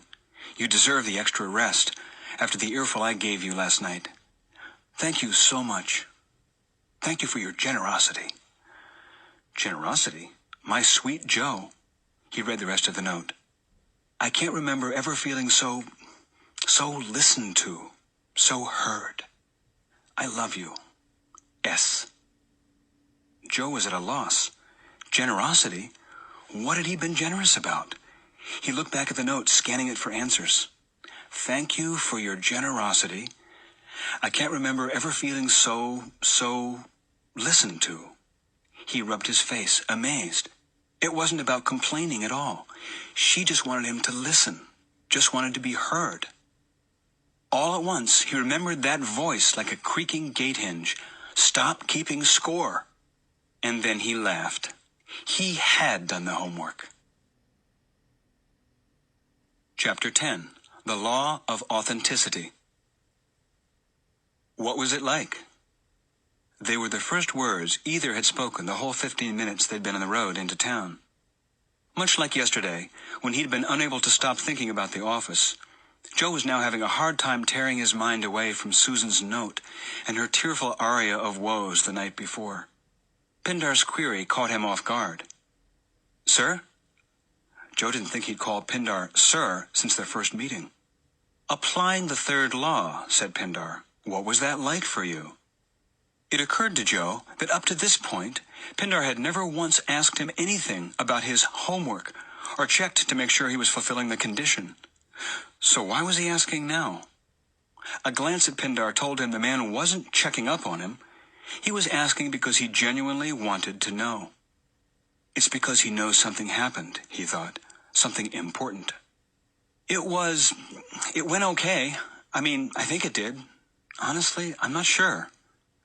Pindar nodded, as if Joe's response made complete sense. These lessons don't apply only to business, Joe. A genuinely sound business principle will apply anywhere in life. In your friendships, in your marriage, anywhere. That's the true bottom line. Not whether it simply improves your financial balance sheet, but whether it improves your life's balance sheet. I guess I never thought about that before. I highly recommend it. He glanced sideways at Joe. My wife and I, remember, have been married for nearly 50 years. 50 years, Joe echoed. 50 years. The man's marriage had lasted nearly twice Joe's current lifespan. Now, this is going to sound very old-fashioned. Pindar glanced at Joe again, as if looking for confirmation that Joe understood this. Okay, Joe said, nodding. I believe there is one reason, and only one reason, that we have stayed together so long and are as happy together today as we were 48 years ago. More so, in fact. That reason is this. I care more about my wife's happiness than I do about my own. All I've ever wanted to do since the day I met her is make her happy. And here's the truly remarkable thing. She seems to want the same thing for me. Wouldn't some people call that codependent? Ventured Joe. Yes, some people probably would. Know what I call it? Happy? Pindar laughed. Yes, certainly that. I was going to say, I'd call that success. Success. Joe thought about his life with Susan and how it had begun to feel like a constant drama of battle and compromise. 50-50 is a losing proposition. Like what Sam says about networking, he commented. Exactly. Pindar pointed out the windshield. And here we are. Joe saw the huge auditorium looming ahead and turned into the underground parking lot. They were going to hear the keynote speaker at an annual sales symposium. It was one of the city's largest events, and it attracted participants from all over the country. Today's speaker, though, was a local resident. Her name was Deborah Davenport. The place was packed, but Pindar had reserved 2 seats for them at the back of the large hall. Joe was impressed by the size of the crowd. He guessed there were a good 3,000 people waiting to hear the speaker. And she did not disappoint. After the symposium's master of ceremonies gave a brief, glowing introduction, the speaker stepped center stage to a standing ovation from the crowd. She waited gracefully until they had finished their applause and seated themselves. 12 years ago, I turned 42, she began. I got 3 presents for my birthday. 1. My best friend gave me a $100 gift certificate to J.C. Penney, which in those days was the high watermark of my fashion existence. She paused, looked to the right and to the left, then leaned forward toward the audience and struck a confidential, just between you and me pose. And by the way, she added, J.C. Penney is still my #1 fashion experience. This was greeted by a round of laughter and applause. She grinned and waved everyone quiet. I mean, why throw your money away on overpriced fashion that'll just be obsolete next year? Am I right? Besides, ladies, she tapped her index finger a few times to her temple. It's what's inside that makes you beautiful, not the wrapping. Another wave of laughter and applause rushed through the place. We're 60 seconds in, and she owns the room, Joe marveled to himself. Deborah Davenport continued. 2. My 3 kids pooled their money and got their mom an all-day, all-expense-paid retreat at a spa downtown. I mean, the expensive kind. All day. And they planned it so they had enough left over to pay the babysitter. In fact, for just a breath, she wavered and seemed about to cry. In fact, they had called her and set it up so she'd be there all day without my finding out ahead of time, which, knowing how nosy their mom can be, was a miracle of administrative genius and first-rate sneakiness. The crowd laughed a warm rustle of appreciation. 3. My husband gave me the most surprising gift of all. He gave me the wake-up call of a lifetime when he walked out the door and never came back. Joe felt the room take a breath and hold it. It took me 1 full year to unwrap, open, understand, and use that gift. She looked around, and Joe saw that she was meeting the eyes of individual after individual, not only in the first few rows, but throughout the crowded auditorium. Today, I want to share that gift with every one of you. For the next 15 minutes, the speaker took them through her story. At 42, suddenly single and with 3 kids to feed, Deborah had never spent a day in the mainstream workforce. As a full-time mother, wife, and manager of a busy household, she had juggled dozens of skills and worked grueling hours, but as she quickly learned, none of what she'd spent the last 20-odd years doing was considered marketable. Everywhere I applied, she told the audience, I was overage and underqualified. After her husband left town, she spent the next few months pursuing a real estate license. Deborah was a quick study and passed the exam on her first try. The following 8 or 9 months were busy with learning and trying to follow all the advice and teaching of those in her firm. They taught me every kind of sales methodology and closing technique ever invented. I learned the direct close, the deal concession close, the time-driven close, and the trial offer close. They taught me the compliment close and the embarrassment close, the best time to buy close and the never the best time to buy close, the courtship close and the shame close. I learned every close from A to Z. She paused, looked around, then deadpanned. Oh, you don't believe me? A ripple of laughter went through the first few rows. Joe guessed there were some Deborah Davenport fans who already knew whatever riff might be coming next. Well, let's see, she began, then started counting them on her fingers. There was the assumptive close, the bonus close, the concession close, the distraction close, the emotion close, the future close. The people in the first row began to clap in rhythm, 1 clap to each new letter of the alphabet. The Golden Bridge close, the humor close, the IQ close, the Jersey City close. And now the whole audience joined in, marking each beat with a loud clap. The kill clause close, the leveraged asset close, the money's not everything close, the now or never close, the ownership close, the puppy dog close, the quality close, the reversal close, the standing room only close, the takeaway close, the underpriced value close, the vanity close, the window of opportunity close. And she took a big breath. The Xaviera Hollander close, Yaga Sisterhood close, and Zsa Zsa Gabor close. Honey, I learned how to close. The rhythmic clapping dissolved into a huge round of applause as everyone laughed and cheered at her bravura performance. She held her hands up, eyes twinkling, until the laughter and clapping died down. And let me tell you what happened. At the end of a year, I had not sold 1 single solitary property. And I hated it. Every single desperate, failing minute of it. The hall was silent. That Thursday, I turned 43. For this birthday, my best friend bought me a ticket to a sales symposium. Tell you the truth, I didn't want to go. But she was my best friend. She smiled. Still is, by the way. And she beamed down at the front row, where Joe guessed the woman in question was seated. So what could I do? She's awfully persuasive. Laughter from a cluster of women in front confirmed Joe's guess. I went to the symposium. She looked around, as if suddenly recognizing where she was for the first time. Actually, it was this symposium. Matter of fact, I sat right where you all are sitting right now, on a Thursday afternoon in September, just like this one. That year, the keynote speaker was a man I'd never heard of before. He talked about the importance of adding value to what you sell. Whatever it is you sell, he told us, even if it's a mundane commodity that everyone else is selling too, whether it's real estate, insurance, or hot dogs. And with a chill, Joe realized that Ms. Davenport was talking about the man sitting next to him. Whatever it is, he said, you can excel by adding value. If you need money, he said, add value. And if you need a lot of money, add a lot of value. Now, people in the audience laughed when he said that, but I didn't see anything funny. I was sitting way in the back, feeling just awful about my life. Somehow I got up the courage to raise my hand.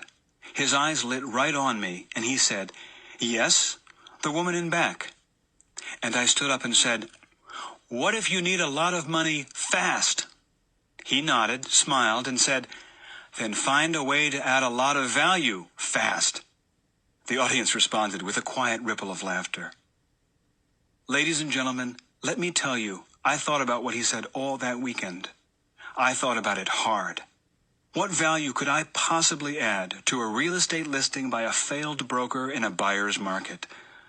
Sunday evening, it came to me. What could I possibly add? Nothing.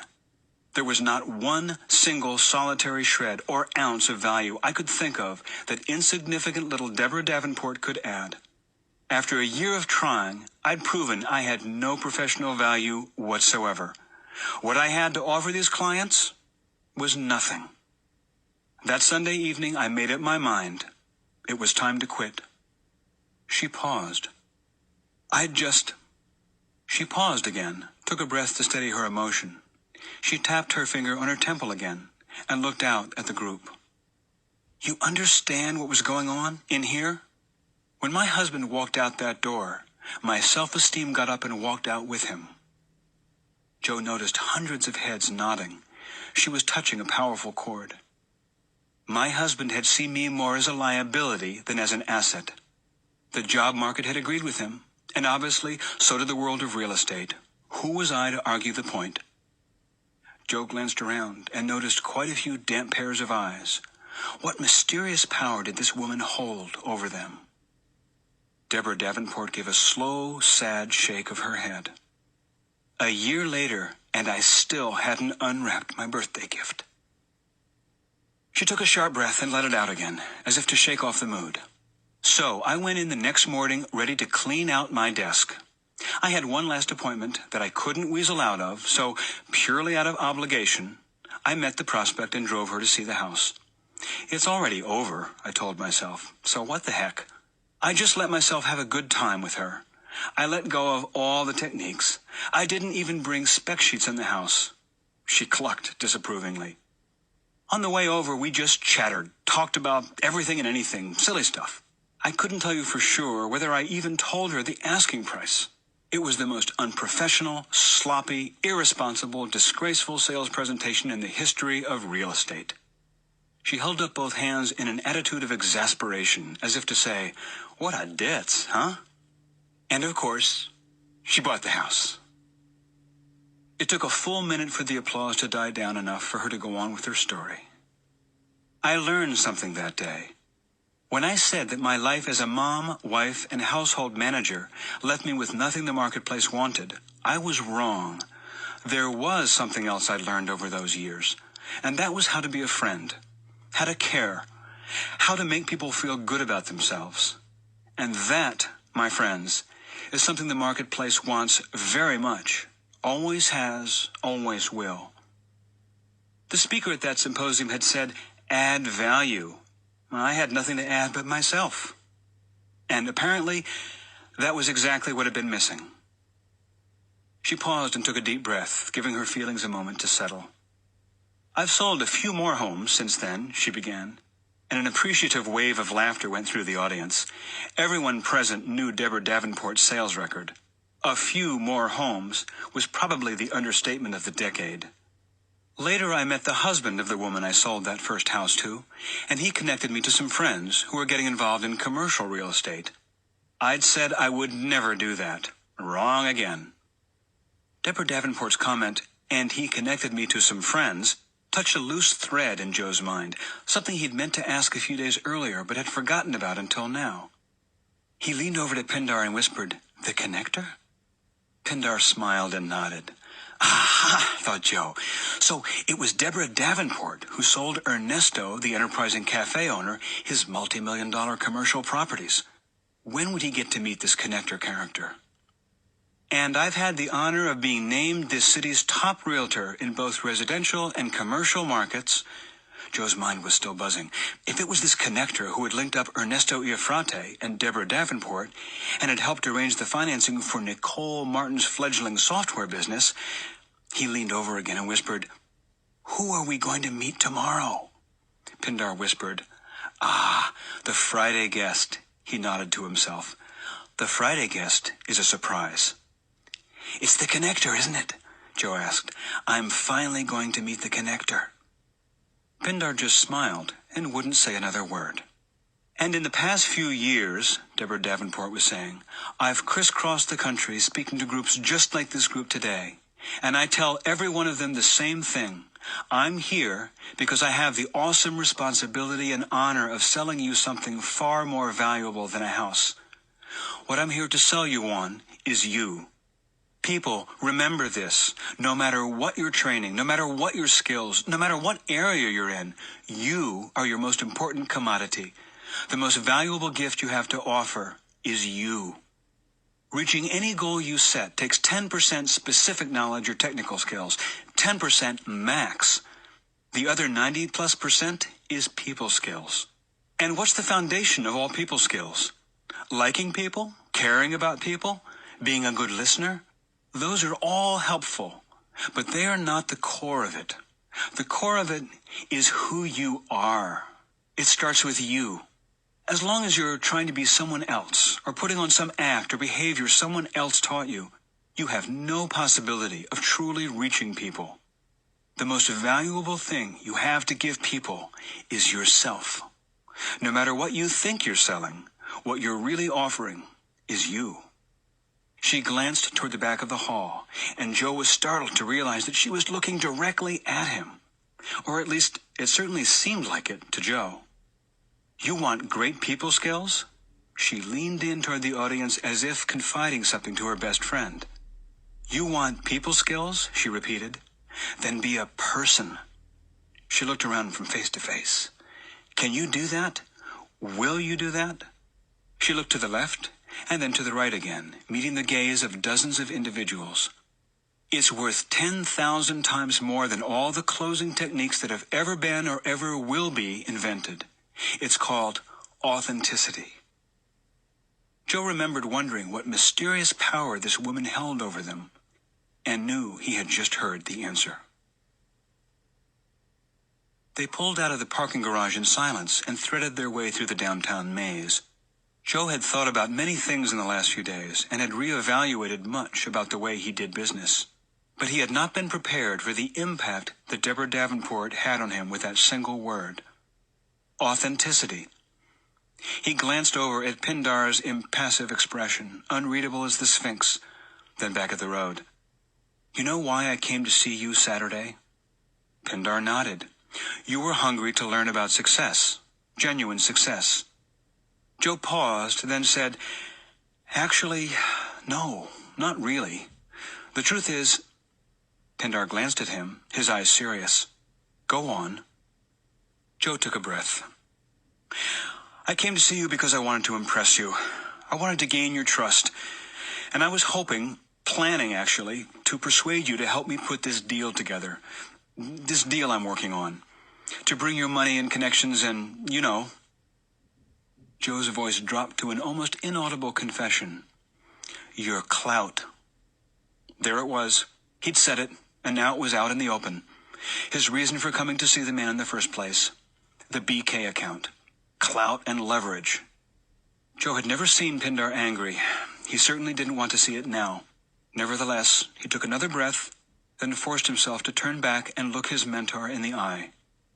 It was a stupid reason, Joe said. Pindar spoke softly. No, not stupid. It's where you were, that's all. Besides, that wasn't the reason you came to see me. You only thought it was the reason you came to see me. Joe stared at him.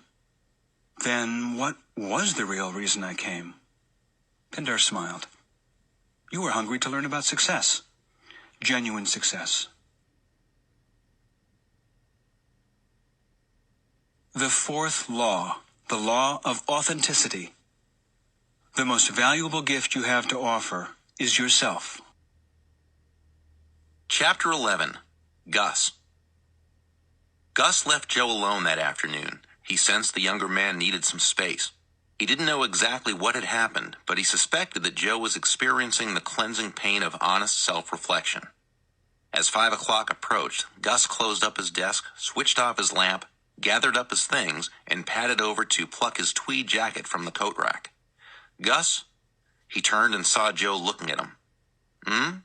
The young man looked pensive. No, it was more. He looked positively contrite. You have a minute? Gus left his jacket on the rack. Sure. He took a seat next to Joe's desk, folded his hands, and looked up. Joe came around the desk, pulled a chair over, and sat down next to Gus. I need to tell you something. Joe paused. Gus waited. You've been good to me ever since I first got here. And I've always thought of you as, well, a little naive, old-fashioned, you know? Gus nodded. I never believed the rumors about you, said Joe. I mean the ones about them just keeping you on out of loyalty. And I never believed the other rumors either, the ones about how successful you've been. But that part's true, isn't it? These 5 laws, all Pindar stuff about giving. You know all this stuff, don't you? Gus regarded Joe for a moment before answering. I have been very fortunate in my career, he began. And yes, I have been to the Stone Mansion and learned those same lessons you've been learning this week. Gus looked at his hands, then back at Joe. Let's see.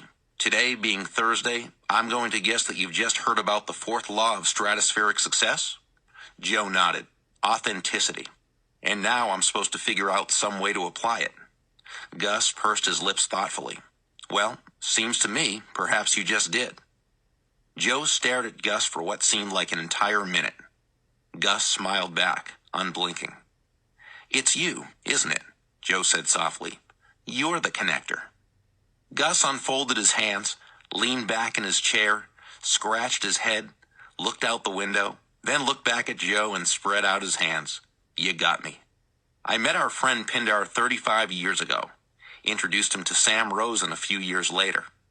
A few years after that, I invested a few dollars and bought both men hot dogs at a neighborhood stand I knew about. That hot dog lunch turned out to be a very productive investment. He gave Joe a moment to digest this information, then continued.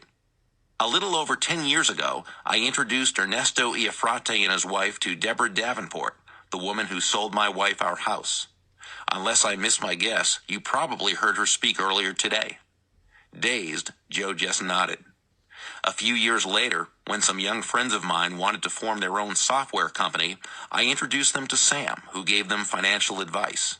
Sam, Pindar, and I invested in Nicole Martin's little venture, and we did well, just as we did with Iafrate's cafe.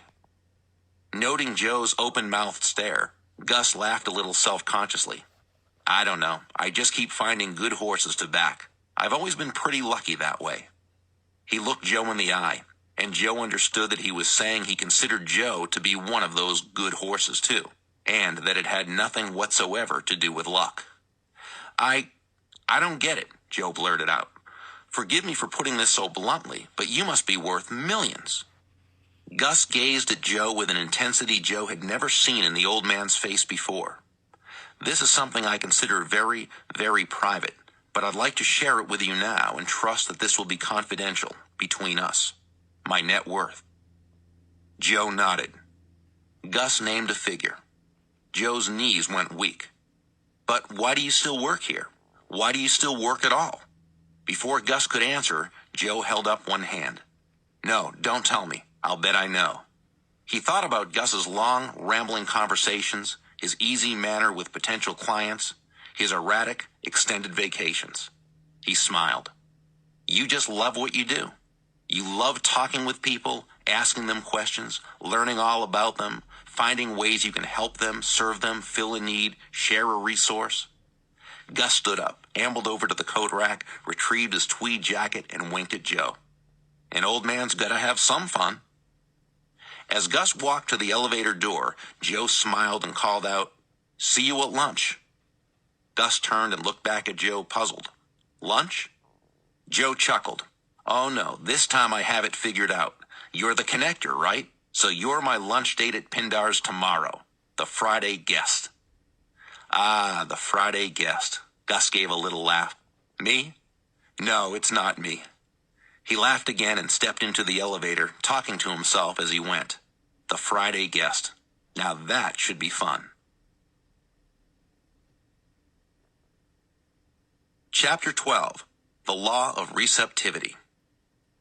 Friday at 12 o'clock sharp, Joe rapped briskly on the front door of the great stone mansion. He glanced up at the gathering clouds and slipped his hands into his pockets for warmth. Today was the kind of late September day that held more hints of approaching winter than of departing summer. He was about to knock a second time when the door swung open and Rachel appeared. Joe, come on in, she said, leading him into the study. The old man had an unexpected phone call. If you don't mind waiting here, he'll be down in just a few minutes. Joe looked around the oak-paneled room with its muted tones and its smells of leather and old books. You're not going out today, Rachel said in answer to Joe's unspoken question. Today's the day you dine here.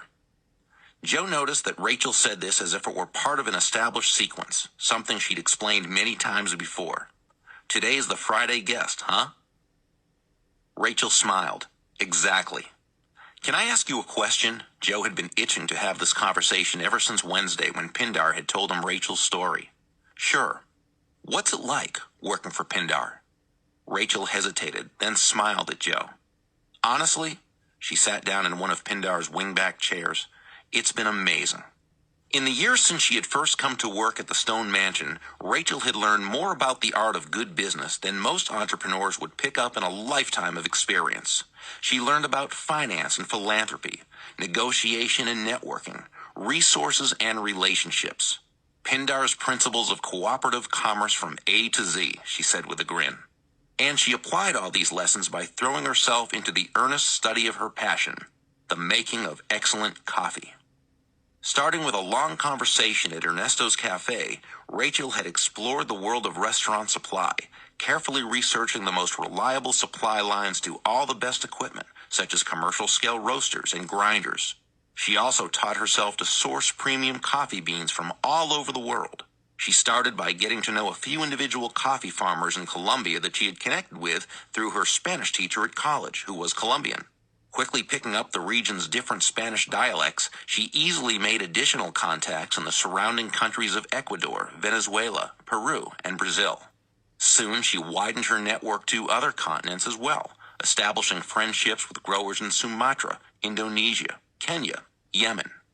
Do you know how many coffee-producing countries there are on our little planet? She asked. Joe thought for a moment. 20? More than 3 dozen. And over the last 12 months, I've developed personal relationships with coffee growers in every single one of them. Joe was stunned. With this extraordinary network, Rachel could bypass the brokers and middlemen and tap a worldwide supply of the highest quality coffee at exceptionally low prices. And then there were all the people she'd served coffee to in Pindar's living room over the last 12 months, which brought her contacts with first-class expertise in every aspect of business, from import-export to international financing to management and human resources. In fact, if she wanted to, Rachel could probably walk out of the house and within 48 hours lay the groundwork for a global gourmet coffee empire. Oh my gosh, Joe blurted out. Of course. He slapped himself on the forehead and laughed. Of course what? A big smile crept over Joe's face. He leaned back in his chair and pointed at Rachel. Of course, you. Me, said Rachel. You've been here all week, so it never occurred to me, and it was right in front of my nose the whole time. Rachel arched her eyebrows. Yes? Now Joe pointed at Rachel with the index fingers of both hands like a pair of pistols. You're the Friday guest. Admit it. Rachel sighed and held up her hands as if to say, I give up, you win. Good guess. Joe beamed. But no dice. Joe's smile faded. Rachel cocked her head, listening. His phone call's over. She got to her feet. When you're ready, can you find your way to the terrace? He said you two will sit out and eat lunch while you wait for the Friday guest to arrive.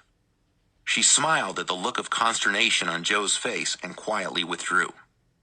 Joe slowly shook his head, then got up out of the comfortable chair and headed out to the terrace to join his mentor and await the Friday guest, whoever that might turn out to be. So what do you think about all this? For the past 20 minutes, the two of them had enjoyed the most wonderful lunch of cold cuts, fresh breads, and an array of pickles, olives, relishes, and the like. Joe counted 5 different types of mustard, and he had managed to sample every one of them. But he knew Pindar's question was not about the lunch spread. It was about everything he had seen and heard during the week.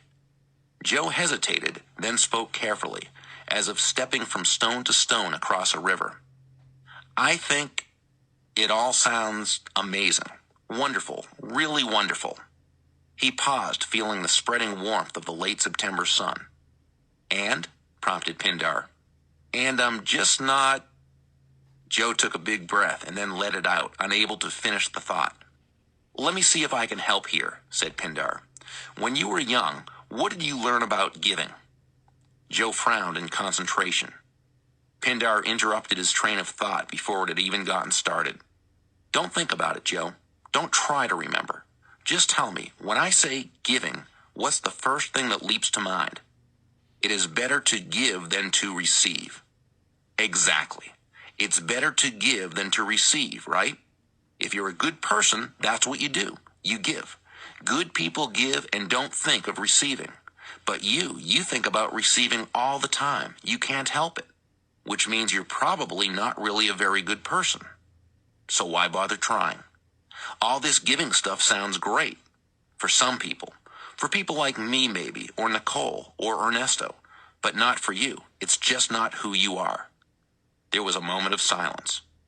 Is that how it is? Joe sighed. Something like that, he admitted. Pindar turned and looked out at the city stretching off to the west. He seemed pensive, almost sad. He continued looking into the distance as he resumed speaking. I want you to try something for me. I'm going to count to 30, and while I count, I want you to slowly exhale. That's all. Just exhale and don't stop. Take a good breath in first so you have plenty of air, okay? Now, breathe in and go. And as Pindar began counting, Joe began to slowly let his breath out. By the time Pindar had reached 9, Joe was hunching forward and turning a bit pale. At 12, he straightened up and abruptly drew in a big gasping breath. Pindar glanced at Joe. Couldn't get to 30? Joe shook his head. What would you think if I told you it has been medically proven that it's healthier for you to exhale than to inhale? Would that make a difference? Puzzled, Joe shook his head again. No, of course not. You can't just go on exhaling forever, no matter what argument anyone gives you. What if I told you that it's better for your heart to relax than to contract, to just keep opening up without squeezing down again? Would you give it a try? This time he didn't even wait for an answer. It's ridiculous, right? Of course it is. And so is that bit of traditional wisdom nonsense that you and I and everyone else had drummed into us. It's not better to give than to receive. It's insane to try to give and not receive. Trying not to receive is not only foolish, it's arrogant. When someone gives you a gift, what gives you the right to refuse it, to deny their right to give? Receiving is the natural result of giving. If you give and then try to stop the receiving that comes back, you're like King Canute watching the tide roll out and commanding it not to come back in. It has to come back in, just as your heart has to contract after relaxing. At this instant, all over the globe, all of humanity is breathing in oxygen and breathing out carbon dioxide. So is the rest of the animal kingdom. And right now, at this instant, all over the globe, the billions and billions of organisms of the plant kingdom are doing the exact opposite. They're breathing in carbon dioxide and breathing out oxygen. Their giving is our receiving, and our giving is their receiving. In fact, every giving can happen only because it is also a receiving. And with that, Pindar abruptly stopped speaking and gazed again out at the city and mountains beyond. Joe sat riveted to the spot, as if in the aftermath of an earthquake. Every giving can happen only because it is also a receiving. For a full minute, neither spoke. Joe heard nothing but the confused rush of blood in his ears. It was as if he could hear the sounds of thought swirling in his brain. Then he became aware of his breathing, in and out, in and out, in and out, and he laughed. A horse. Pindar turned and looked at him quizzically. A horse, Joe repeated, to water. You can lead a horse to water. Pindar cocked his head and waited. But you can't force him to take the water you offer. That's the last law, isn't it? Receiving, choosing to receive. Pindar said nothing, nor did he move. He just continued to watch and listen. Joe's thoughts started coming in a rush. All the giving in the world won't bring success, won't create the results you want, unless you also make yourself willing and able to receive in like measure. Because if you don't let yourself receive, you're refusing the gifts of others, and you shut down the flow. Because human beings are born with appetite, nothing is more naturally geared toward being receptive than a baby. And if the secret of staying young, vibrant, and vital throughout life is to hang on to those most precious characteristics we all have as children, but which get drummed out of us, like having big dreams, being curious, and believing in yourself, then one of those characteristics is being open to receiving, being hungry to receive, being ravenous to receive. And now Joe's eyes were shining, as were Pindar's, watching him. In fact, all those things I just mentioned, having big dreams and being curious and believing in ourselves, those are all aspects of being receptive. They're all the same thing as being receptive. Being open to receive is like... And here Joe seemed to grapple for a moment. He spread out his arms and looked upward as if searching for a word big enough to convey his thoughts. It's like everything.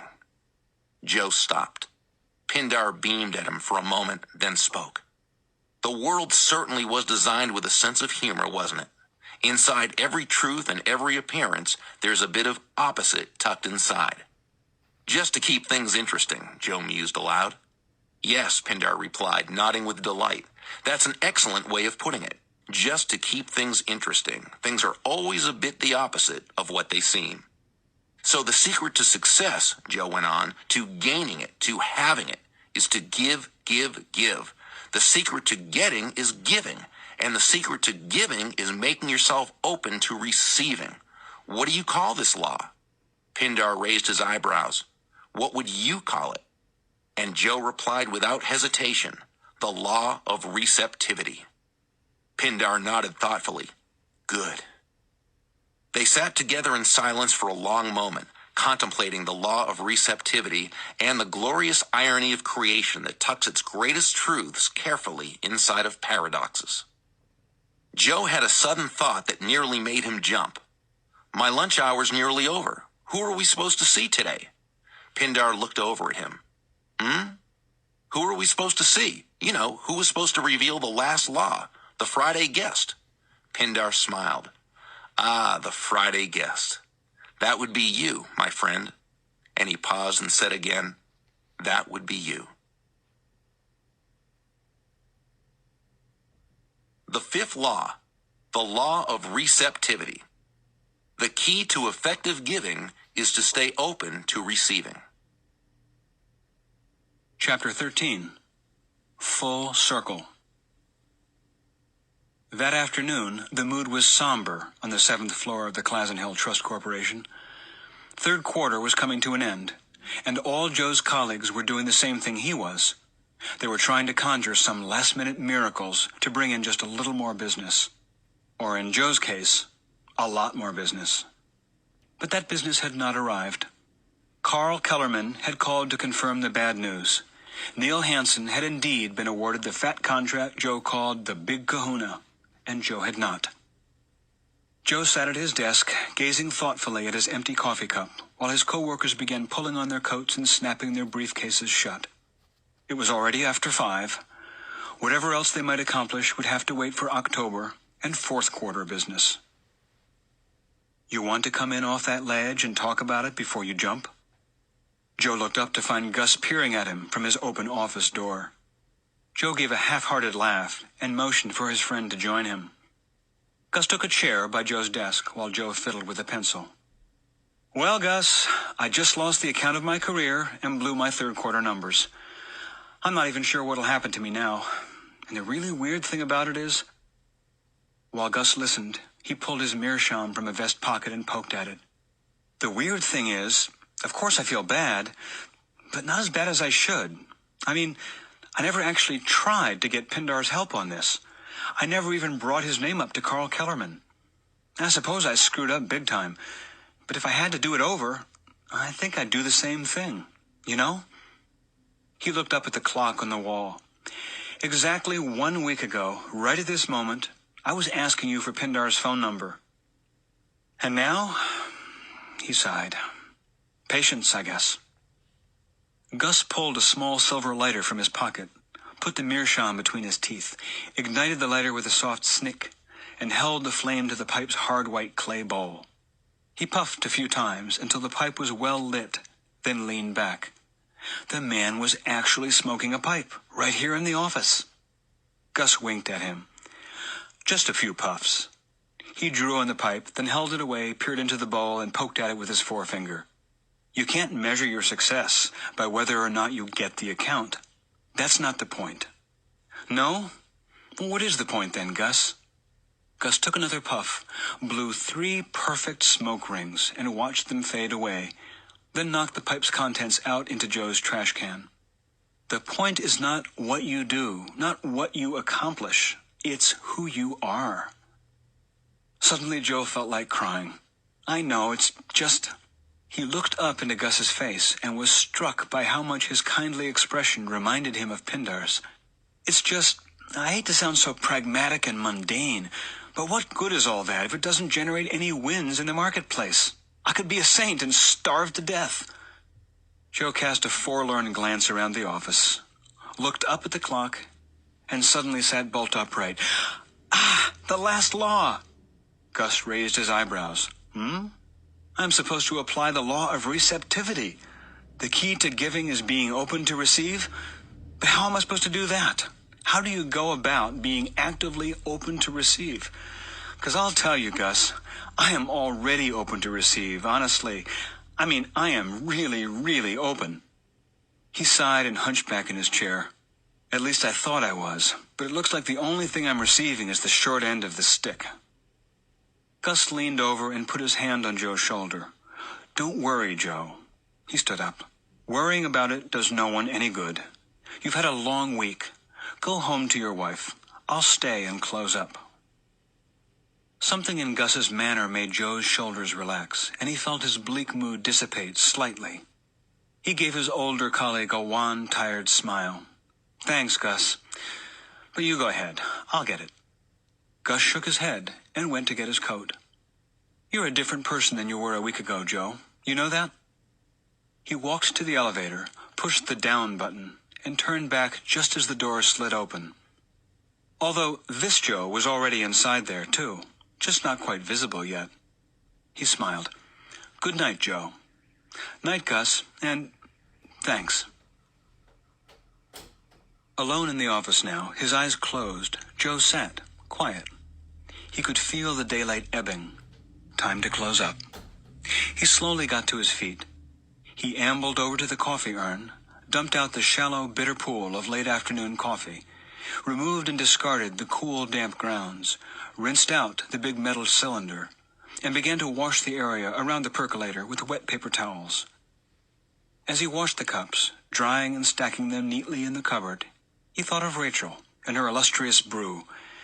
He felt an odd smile of contentment bubble up from inside and spread over his face. He stopped moving and listened to the quiet stillness of the normally busy office. What was it he was feeling? The quiet felt almost as if it were alive, motionless, but listening. It felt, how would you describe it? Receptive. The phone rang. Joe swiveled to stare at it, then at the wall clock. At 6:15? On a Friday? He picked up. Hi, is this Joe? It was not a voice he recognized. I can't believe you're still there. I'm sorry, have we... Joe couldn't place the voice. No, you don't know me. Name's Hansen, Neil Hansen. Ed Barnes gave me your number. Who? Ed Barnes referred to me? Are you sure you... And then he remembered. Ed Barnes, the competitor whose name he had given to Jim Galloway. The phone conversation Monday, his first day of homework. Give more in value. Wait, Joe stammered. The Neil Hansen that got that account with... Listen, the man sounded frantic. I'm in a real jam. Joe couldn't believe his ears. The guy who had nailed the BK account without breaking a sweat, an arch competitor, referred by yet another competitor, was now on the phone with Joe because he was in a jam? And Ed said it was a long shot, but I might as well give you a call, that you might know someone, that you'd given him a great referral. I've got a guy about to call me back who works with this huge account. I'm talking seriously huge, and he's in a major bind. This account's lost their supplier, and they need someone fast, because they have this major thing lined up. Who's the account? Asked Joe. He heard the man pause on the other end. You won't believe me when I tell you. He told Joe the name of the account. For a moment, Joe couldn't breathe. It was a name next to which the big kahuna would seem no more than a minnow. This was not a big kahuna. This was a humongous kahuna. Joe felt dizzy. What do they need? He asked faintly. Hang on a second. It's them calling now. Neil Hansen clicked off the line for a moment, and Joe paced as he waited. After 10 or 15 of the longest seconds Joe had ever experienced, the voice came back on the line.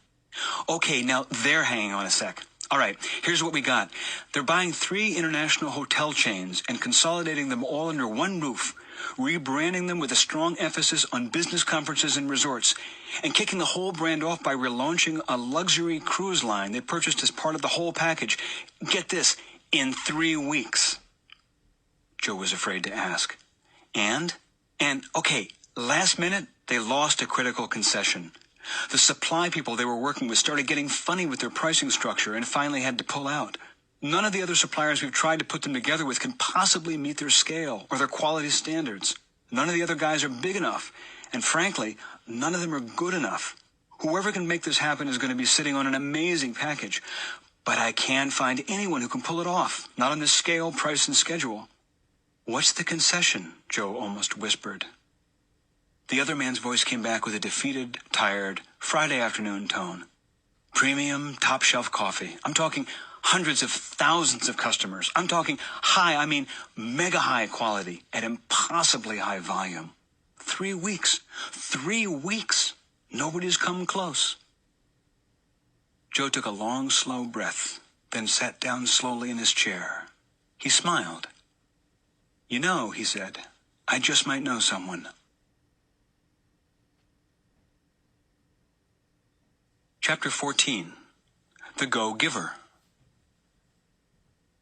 The young woman emerged from the parking garage, blinking in the bright August sunlight. You'll do fine, Claire, she murmured to herself for the 3rd time that morning. She'd been communicating with this company for a few weeks now, but it had been all by phone and email. Today, she was going to meet the man himself. You'll do fine, she repeated, and headed down the block. Claire had done quite a bit of research on this young company in the past few weeks, hoping to gain some insight into exactly what might have catapulted it into such amazing overnight success. It was not quite a year since one of the company's founders had had the good fortune to land the huge contract that launched the business she was about to visit into its stratospheric rise. One of those sweetheart deals that comes along once in a lifetime, if then, was how one magazine article had described it. Yet in the 10 months since, he and his partners had come into one good stroke of luck after another. As young as he was, there was already a reputation circulating about his having a golden touch. Claire arrived at the address she'd been given, a converted factory building in the city's old garment district, surrounded by boutique grocery markets and loft apartments. She peered through the door, and sure enough, there was the name, hand-carved into a large wooden sign in the quaint tile foyer. Rachel's Famous Coffee, 5th floor. She leaned back and glanced up, counting the floors. The 5th floor, that would be the top floor. The sun's glare made her a little dizzy. Doesn't look like their success has gone to their heads, she mused, as she stepped through the tiny foyer and into the ancient elevator. The receptionist at Rachel's Famous Coffee greeted Claire with a warm smile and directed her down a long hall to a door bearing the single word, brainstorming. She knocked twice, softly, then twice again with more assurance. The door swung open as she heard a man's voice exclaim, "Come in!" A beaming, spectacled, round-faced man in his late 30s ushered her into the spacious conference room as he shook her hand. "You must be Claire," said the man. "I'm Hansen, Neil Hansen. It's so good to meet you.